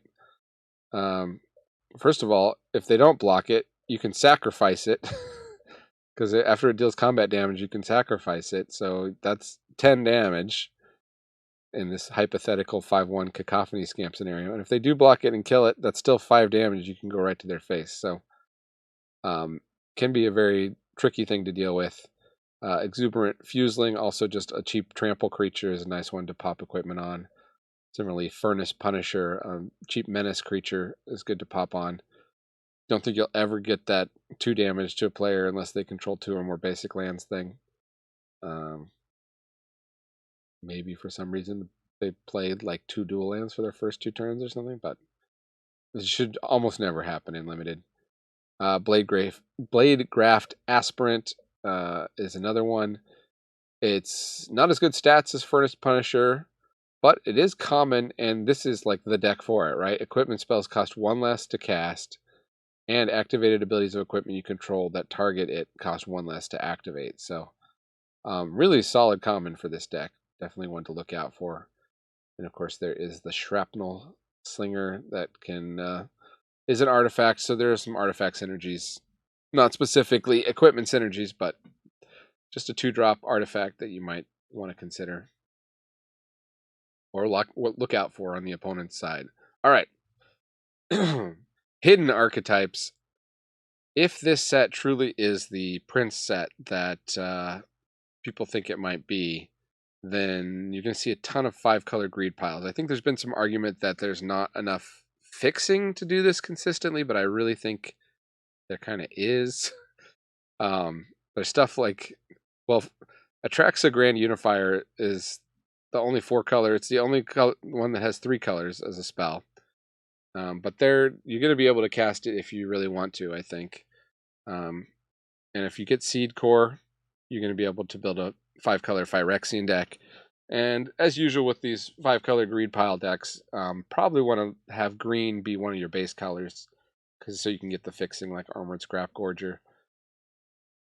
I think it's going to be possible. We looked at the mana base and the fixing in the set. The rares and mythics are just so powerful. There's going to be a huge, huge payoff if you can figure out how to stay open and splash and pick up those really excellent rares and mythics that other people are passing. So in terms of hidden archetypes, I think this is one that I would really look out for and I would really try to crack early on in the set. On the other hand, monocolor decks. There seems to be the suggestion with the Phyrexian Vindicator and the Phyrexian Obliterator, both at Mythic, that you can build a monocolor deck. The other reason I think monocolor decks are going to be viable in this format is you've got these sphere lands at common, and you've also got these, because of the way they built the wedge synergies, you can really kind of dial down on one color, maybe splash a little bit out of the monocolor. Maybe it's monocolor with a splash. But I do think that you're going to be able to get these pockets of synergies within the same color in this set. So I do think monocolor decks are going to be viable. So if you do open that Phyrexian Vindicator or Phyrexian Obliterator, I mean, read these cards. They're really powerful. Go hard for it. See if you can make it happen. The other thing is, as we saw, there's quite a few Planeswalkers in this set, including some at rare. It's not inconceivable you'd be able to get, sealed pools or draft, especially draft pools that have 2 or even 3 Planeswalkers. And there are a couple cards in the set that really pay off for that probably most people won't want. There's this mythic, well, people will want All Will Be One because it's like super in demand commander card. And it will work not with Planeswalkers, so don't be afraid to draft it even if you don't have a Planeswalker. But whenever one or more counters on a permanent, whenever you put one or more counters on a permanent or player, all will be one deals that much damage to target opponent, creature an opponent controls, or planeswalker an opponent controls. So you can just imagine, play all will be one, slam a planeswalker, plus it, +2 or something, kill off your opponent's creature, proliferate, kill off some more creatures. Pretty good. Proliferate also works with this Tekuthal Inquiry Dominus. It's 3/5 flying. If you would proliferate twice instead. And there's a whole cycle of these guys when you can get indestructible counters on them and have Phyrexian mana to activate it. Azuri, Stalker of the Spheres, we already saw this before, but just to remind you, whenever you proliferate, you can pay 3, or when it enters the battlefield, you can pay 3 at proliferate twice, and whenever you proliferate, draw a card. We saw there's tons of proliferate in the set. There's this card, Ickermoon Gauntlet, again at Mythic, but planeswalkers you control have 0 proliferate, right? Super friends. And -12, take an extra turn after this one, and when you cast a non-creature spell, you can choose a counter on target permanent and put an additional counter of that kind on that permanent. So not unplayable even if you don't have a planeswalker. You get a little mini proliferate non-creature spell payoff. A little bit overcosted maybe for that at 3 mana as an art and as an artifact, but something to keep in mind. Then if you are doing Simic Super Friends here, you've got the Tainted Observer, which is going to proliferate, or give you the option to proliferate whenever you play a creature, which you will still have creatures because it's limited. But yeah, look out for Super Friends decks. Speaking of greedy. Now, you saw the Mirror Kinsmith. You might wonder if there is a mirror deck. I think you more likely you're going to have mirror packages that you put together with the Mirror Kinsmith, the Mirror Convert, and the Mirror Custodian, and then stuff like Plated Onslaught, or maybe Veil of Assimilation. Again, I'm putting this card on a lot of slides, but I don't think it's that great. But if you're building heavy artifact synergies and a little bit of mirror synergies with it, you can kind of make a mirror deck. I wouldn't specifically go for this, as I said, but maybe just pockets of synergy. But definitely a legit weird hidden deck you can build. Similarly, you got Caramonics as a rare Buildaround, where you can do a little bit with rats. Your 2 rats, you got a common rat, a Blightbelly rat, and a uncommon rat. And let me try this once again. Chittering Skitterling. And what Caramonics does is a 3/3 Toxic 1, gives your other rats Toxic 1, and remember that's going to stack. The Blightbelly will be Toxic 2. And when it enters the battlefield, you look at the top 5 cards of your library, you can reveal any number of rat cards from among them and put the revealed cards into your hand. So, I don't know how much you're going to be able to stack your deck with rat cards, but there is stuff like Draw Spellbomb or Necrogen Communion that's going to let Caramonics come back when he dies and trigger that ETB again, and maybe search up some more rats. So it's kind of, I don't think it's a great deck, but it would definitely be a fun deck, and it definitely seems doable if you open that Caramonics in pack 1, or even maybe pack 2 if you've just collected some rats before then anyway.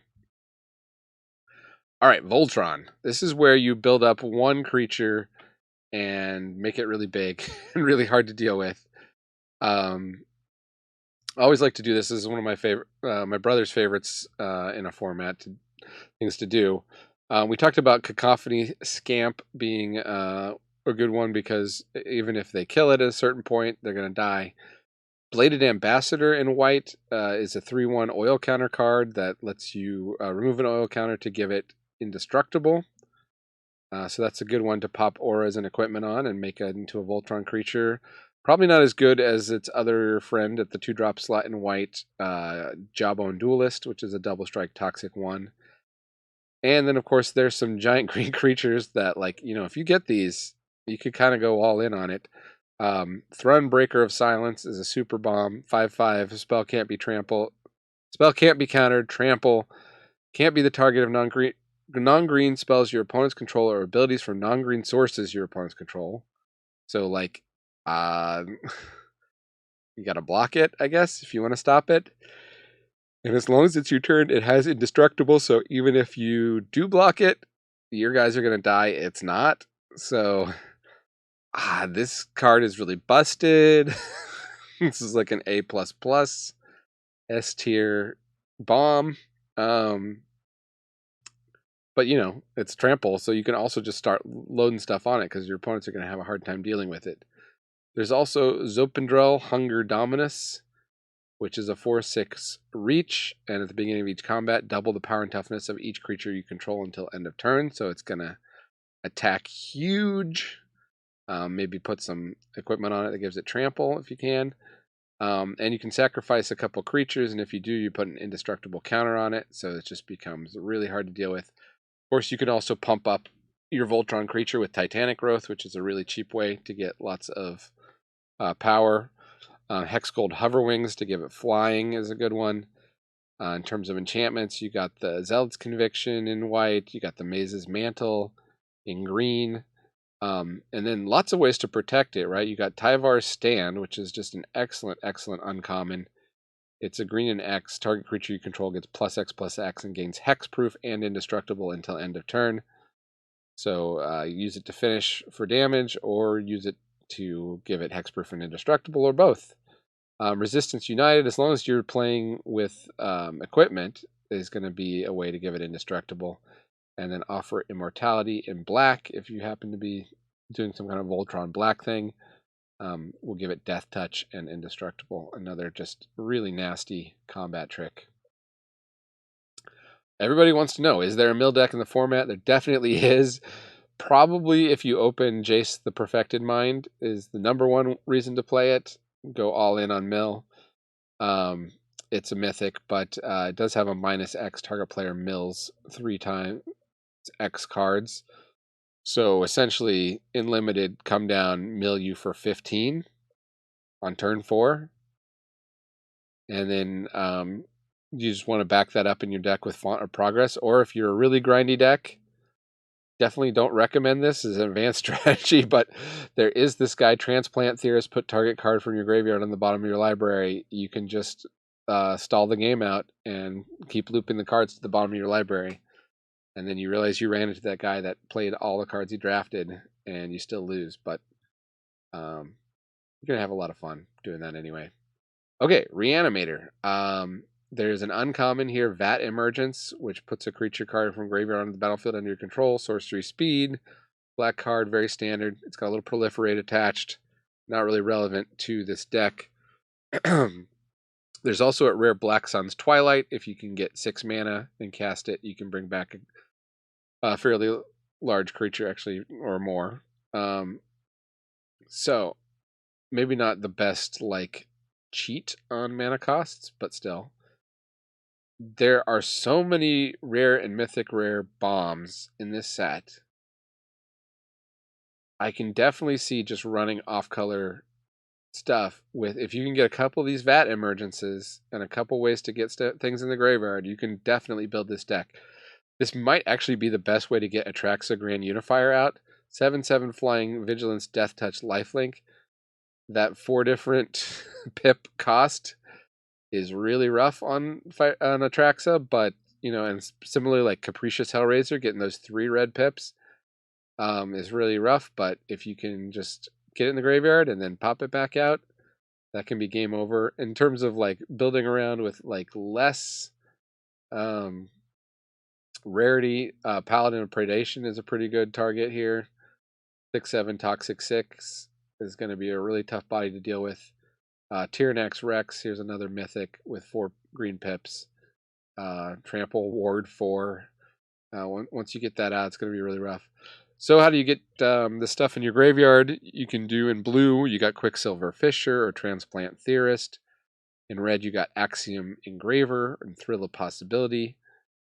Black, Testament Bearer will be an interesting one to do. I don't know any other deck that wants this, so you'll probably just be able to pick these up if you decide to go all in on the 4/1.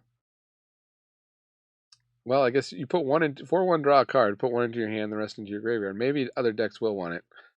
But it definitely can work with the Reanimator, right? You put the Vat Emergence in your hand, dump the Atraxa in your graveyard, next turn drop a land, and you're good to go. Then if you get really lucky, you can try to build it around Argentum Masticore. Like all Masticores in Magic, it has a discard thing, but it's a 5/5 first strike protection from multicolored. And then at the beginning of your upkeep, sacrifice it unless you discard a card. And when you discard a card, destroy target non-land permanent and opponent controls with mana value less than or equal to the mana value of the discard card. So pay you off for putting that Tyrannex Rex in the graveyard, destroy your opponent's 6-drop or something, and then reanimate it with Vat Emergence. Even if Masticore dies later, you're going to be pretty happy. Again, tricky to build, but definitely not impossible if you like to build Reanimators. Okay. Here's a lot of people's favorite part of the last video I did. I'm going to have to start doing this for all these breakdown videos. The toughness breaks, the removal.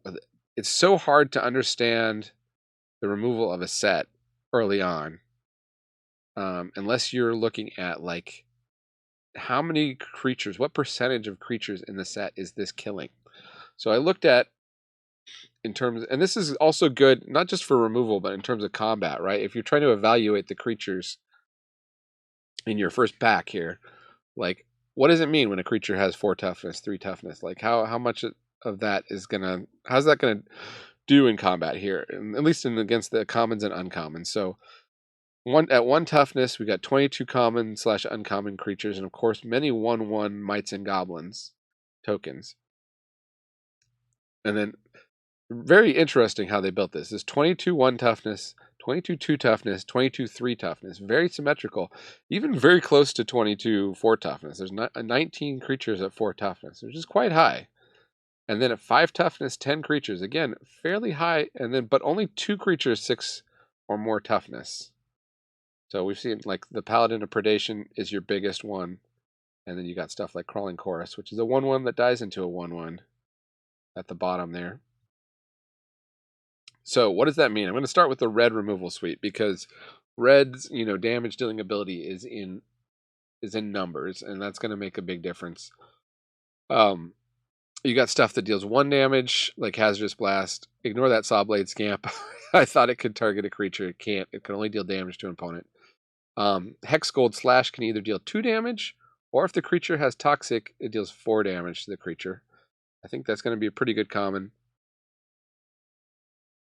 Nahiri Sacrifice is a little tricky, and Urbrex Anointer, those are going to be, context dependent. But then you have something like Rebel Salvo, which even for 3 mana to deal 5 to a creature or planeswalker, and the permanent loses Indestructible, which, as we saw, there's a number of things that give Indestructible. So being able to take that away at instant speed is going to be another really key trick. And that's 91% of the creatures in the format. So I'm including rares and mythic rares now at that. And I think that's going to be really important because removal is just going to be so important. If this is a Prince set and opponents are going to try to win with just playing bomb after bomb, being able to answer those as you play your own bombs is going to be really key. And I think Rebel Salvo is going to be a big one in that. And there is at common another 5 damage spell there, Molten Rebuke. But before that, we can look at Voltage Charge, which is pretty awesome. Instant speed, deal 3 damage to any target. You can go face with it, and it proliferates. Very good for all the red oil creatures. Basically, yeah, it's one of my top red commons, spoiler alert. You're going to want to pick up as many of those as you can. But as we saw, right, common and uncommon, 3 toughness, that's going to get you more than half of the creatures, but there are a lot of 4 and 5 toughness creatures running around out there. So artifact removal is this little group of 3 here on the lower right. Shrapnel Singer, you can come down, sacrifice it, blow up an artifact. Gleeful Demolition, 1 mana, destroy an artifact. And Awaken the Sleeper. Gain control of target creature until end of turn. Untap that creature. It gains haste until end of turn. If it's equipped, you may destroy all equipment attached to that creature. So it's kind of like for the 4 Mirrodin equipment spell creature things. It's kind of like blow up half a creature. maybe even the better half, depending on how much they spent on it. So there are 10 for Mirrodin equipment in the set, and then 25 or 18% of creatures that are also artifacts. So not great removal, but maybe worth considering main decking. Definitely worth having in the sideboard in this set. There's just enough artifact creatures and other artifacts out there that you might want to destroy that I think it's worth being aware of it, at least of what your options are. In white, for removal, there's our pacifism effect. It's an enchant artifact, creature, or planeswalker. Very important that they're printing the planeswalker removal at common. As we saw, there's just enough planeswalkers running around here. It's going to be game over if you're not prepared to deal with them. And it can't attack, block, and its abilities it can't be activated.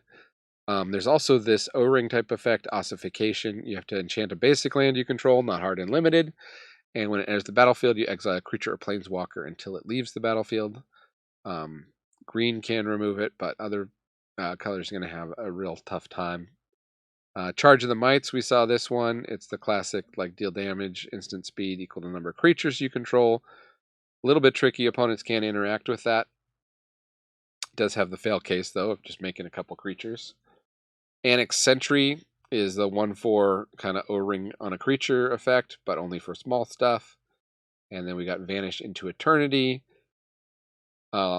A lot of times these 6 mana exile a thing, and it is instant speed effects are pretty good. And of course, it's only 3 mana as long as you don't want to hit a creature. So I'll be really curious to see how Vanish into Eternity plays. I'm starting off with it not being like a super high white removal pick. I'd much rather have the Planar Disruption and the Ossification if I can, and then probably even Charge of the Mites.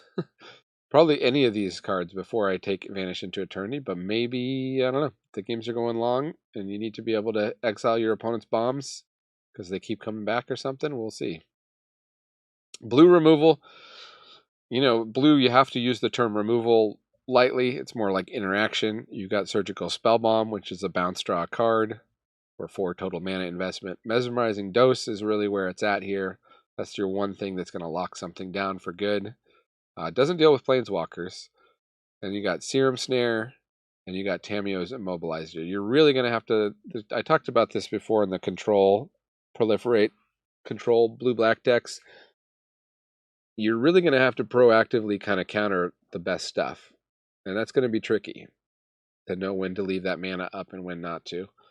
I think blue is going to be a more advanced color in this set, as it often is, to try to figure that out. All right, black. Now, if opponent's bombs are important to kill, black is going to be an important color because it always has the best creature removal. Whisper of the Dross is going to be annoying. I don't think people are going to play it that often, but there's that, and there's the Ambulatory Edifice.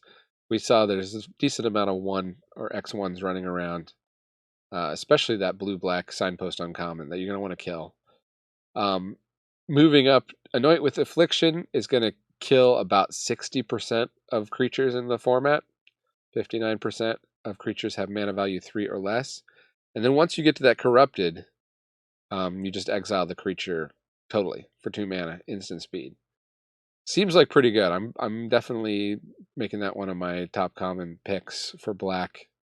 Of course, your real premium removal here is Drown in Ichor, which is a -4/-4, and kills approximately 82% of creatures in the format.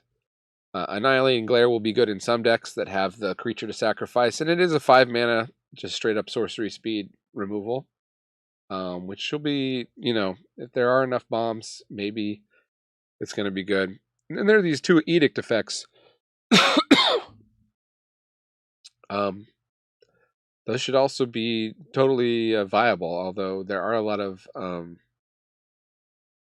tokens and stuff running around. Shieldred's Edict gets around that a little bit by the ability to force opponent to sacrifice a non-token creature. I think the main thing with them is forcing the opponent to sacrifice a planeswalker. I think you're going to main deck these, or at least have them in the sideboard to deal with these planeswalkers that are running around. When people open planeswalkers, they build the decks around them, and then you play against them. And you're going to see them more than you see normal rares and mythics. Green, pretty standard. We got a bite. Gives a poison counter. We got a fight. It's a +1/+2. That is sorcery speed, however. And we got the Canker Bloom to blow up artifacts or enchantments, and the Carnivorous Canopy to blow up artifacts, enchantments, or creatures with flying. Usually those kind of effects are not main deckable. We saw there's a lot of artifacts in this set, though. So just the ability to hit, 25% of the creatures or something is going to be something to consider. Definitely could be main deckable. Combat tricks in white. White gets some good combat tricks here. Zealot's Conviction. If you can get corrupted, then that first strike is going to be pretty good. And just the flash +1/+1, sometimes that's all it takes to win a combat. Complete Devotion +2/+2, and if it has Toxic, you draw a card. As we saw, white has a ton of creatures with Toxic. That's probably better than Resistance Reunited. I don't know how often you're going to be running equipped creatures or not. Definitely, if you're in the equipment deck, though, Resistance Reunited is better. You'll know which one you want in which deck. There's some instant speed removal, Vanish into Eternity. You could just poof. Even if you can't pay the 6, you could poof a 4 Mirrodin equipment off of something and change the combat math. There's a couple first strike creatures, right? So Charge of the Mites, being able to deal damage, plus the first strike, sometimes that's enough to essentially act as a removal spell. And then Plated Onslaught, you're going to see this one all the time is my expectation. +2/+1. There's a lot of decks that want to go wide. Decks have a lot of artifacts. Just naturally, it's going to be pretty good. Blue, we have the +1/+3 flying in Toxic 1 Aspirant's Ascent. That's going to be okay. There's a bounce spell. I'm including very loosely here, I know, the Experimental Augury. You say, why is that a combat trick? Well, we saw the creatures with oil counters that get +1/+1 for each oil counter. So the ability to proliferate at instant speed actually is relevant if those kind of creatures are out. That can essentially make them bigger than you thought they were. So it's something to keep in mind. That's going to be kind of an advanced trick. If your opponent plays that on you, you know that they're a pretty good player. They've kind of thought about the angles on it. And then, of course, Chrome Prowler is a flash, eat your creature or trade with your creature kind of trick. More of a defensive thing to watch out for, but definitely something to watch out for. Whisper of the Dross. It is instant speed, so that can, again, just that -1/-1 in combat, or the Proliferate can really change the dynamics unexpectedly, and it's only 1 mana. Anoint with Affliction. If you're double blocking, you got to watch out for that one. And if you're double blocking, you really got to watch out for Offer of Immortality. Your opponent gives their thing Death Touch and Indestructible. All of a sudden, you could be down a couple creatures for 1 card. Red has some good combat tricks here. We got that 1 mana Hexgold Slash we saw, which is, again, combine that with First Strike or something, or just on a double block situation to win a combat free from flesh. Adding the +2/+2, and in the case of creatures that grow with oil counters, this will be a 1 mana +4/+4. Blazing Crescendo. I think a lot of people are going to run this. It's a great thing. +3/+1. That +1 toughness is just so key. It's going to win you some combats on offense and defense, and then getting that extra exile a card is a bonus. I mean, you see +3/+1 type effects priced at 2 mana like this already without that. It's often going to be +3/+1 draw a card kind of thing. Volt Charge, again, in Rebel Salvo. Watch out for these damage spells on the double blocks or against First Strike. And finally, green. Tyvar Stand, we talked about. This is just a slam dunk spell a lot of people are going to lose to. I just expect any green deck to have this. It's going to make combat really hard to play around, similar with Titanic Growth and Infectious Bite. And Maze's Mantle, especially if they're a toxic deck, it's going to be really hard to try to play in your blocks against green. But now you know what's there at different mana costs. Okay, everybody's favorite part, the part people jump to most often in these videos, my top commons for the set. Of course, this is my expected top commons. I haven't played the set yet. I have studied the set academically, but when the rubber meets the road, we'll look at 17 lands and we'll find out what the real top commons were. But just going in, my expectation is 5-colored greed piles are going to be really good.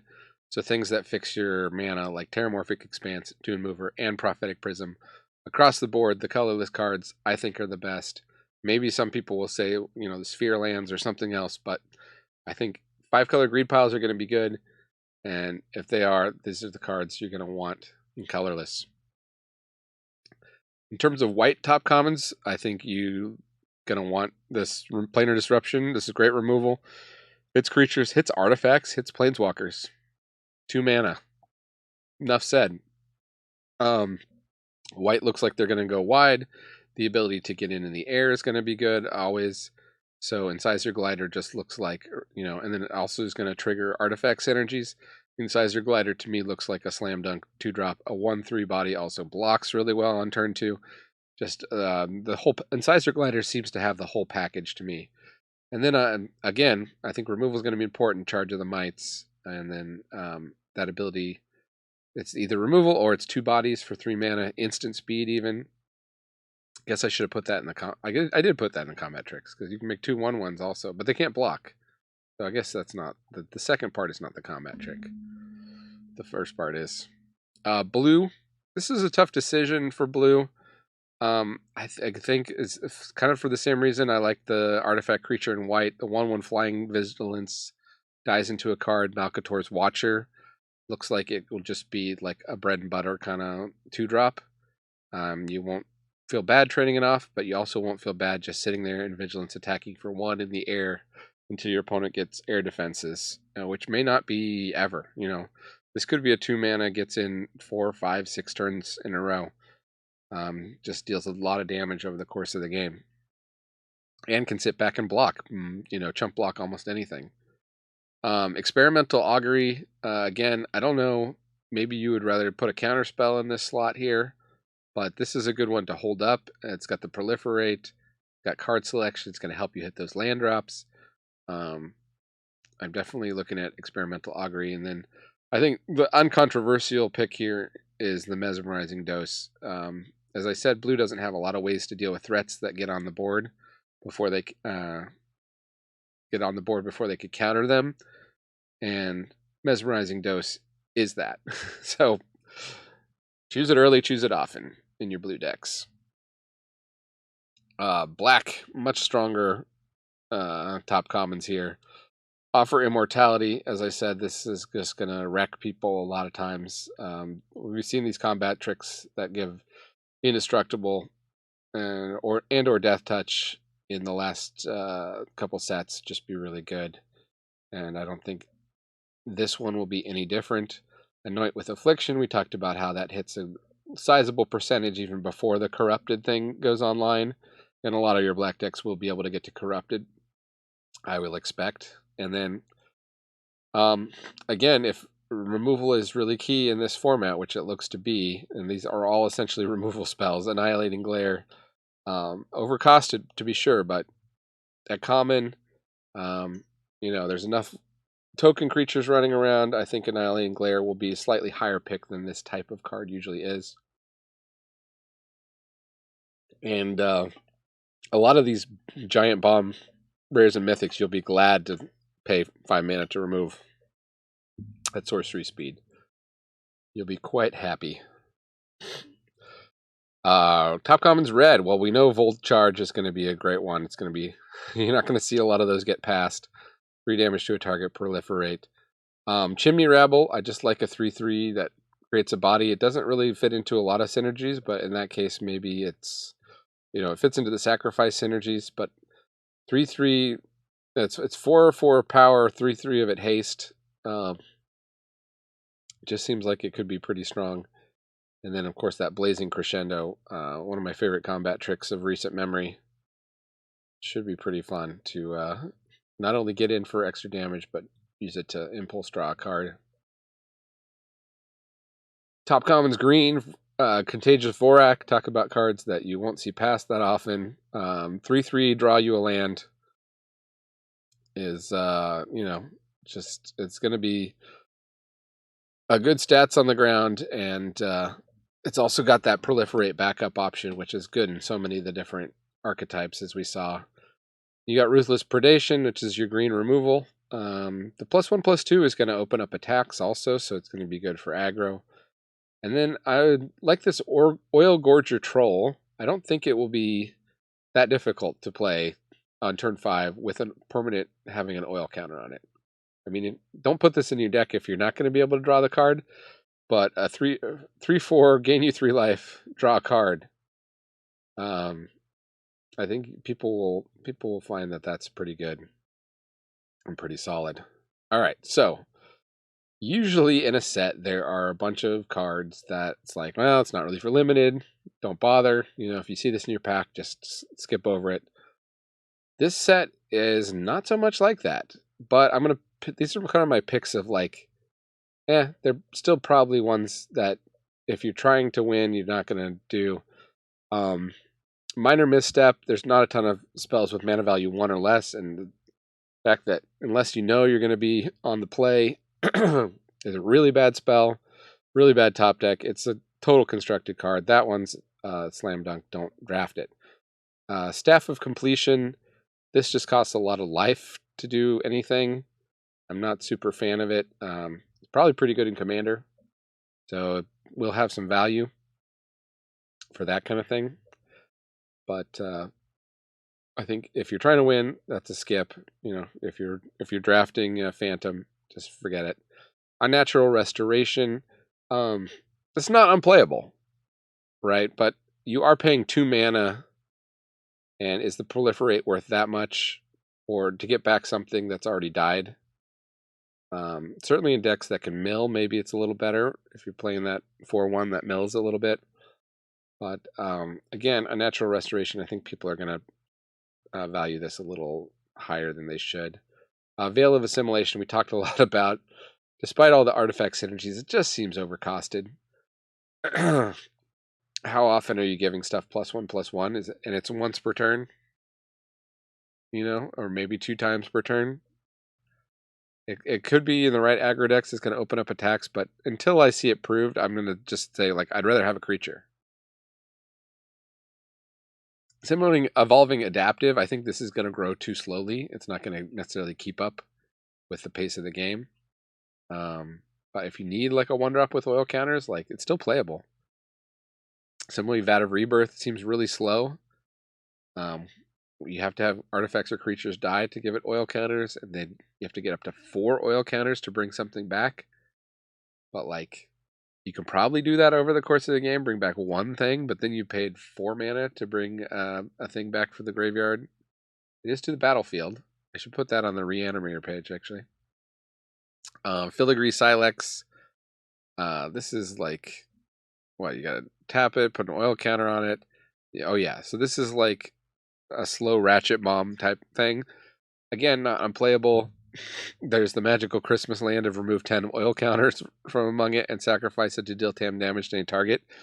I mean, that's maybe what that guy you pay 3 mana every turn to put 2 oil counters on something is for.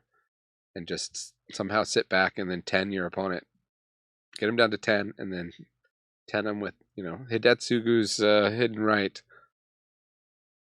Them with the Filigree Silex. But it just seems really hard and really fiddly to do in limited.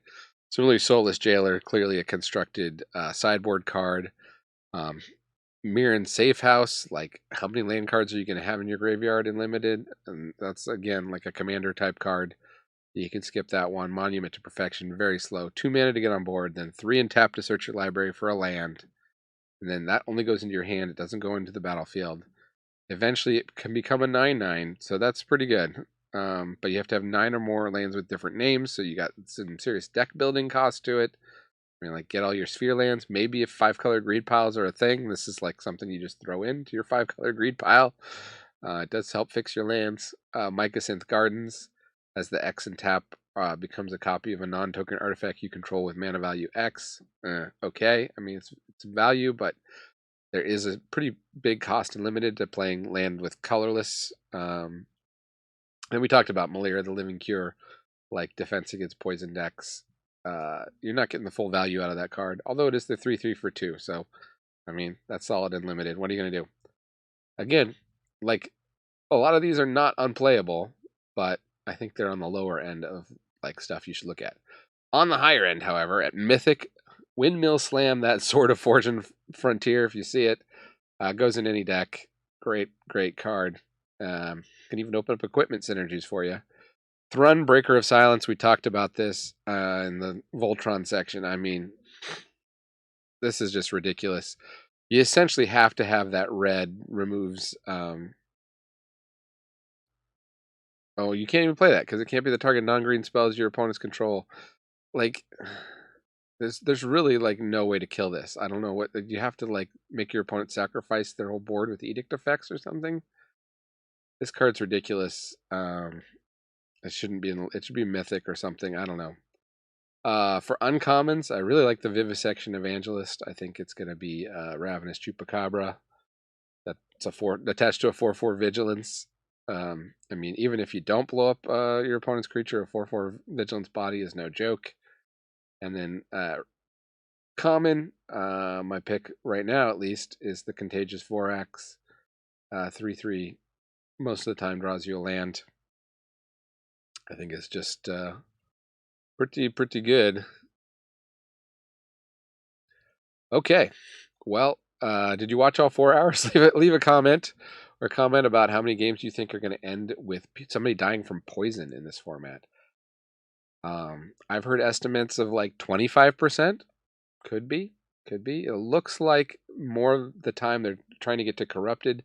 So many of these toxic creatures like have toxic equal to their power, so it's sort of like, or less than their power. How much are they going to be dealing damage versus how much are you going to be getting the poison? How much proliferators are going to be? It'll be really interesting. And that is it. It's very late here. My voice is giving out. I hope you appreciate this. It takes a long time to put these together. If you like them, leave a comment, hit the subscribe. Let me know what you think of this set. Are you watching this after the set's been out a while? Leave a comment and tell people what you think was good and what I missed on. And with that, I'll remind you that Magic is a game so fun, even dads can enjoy it. Adios.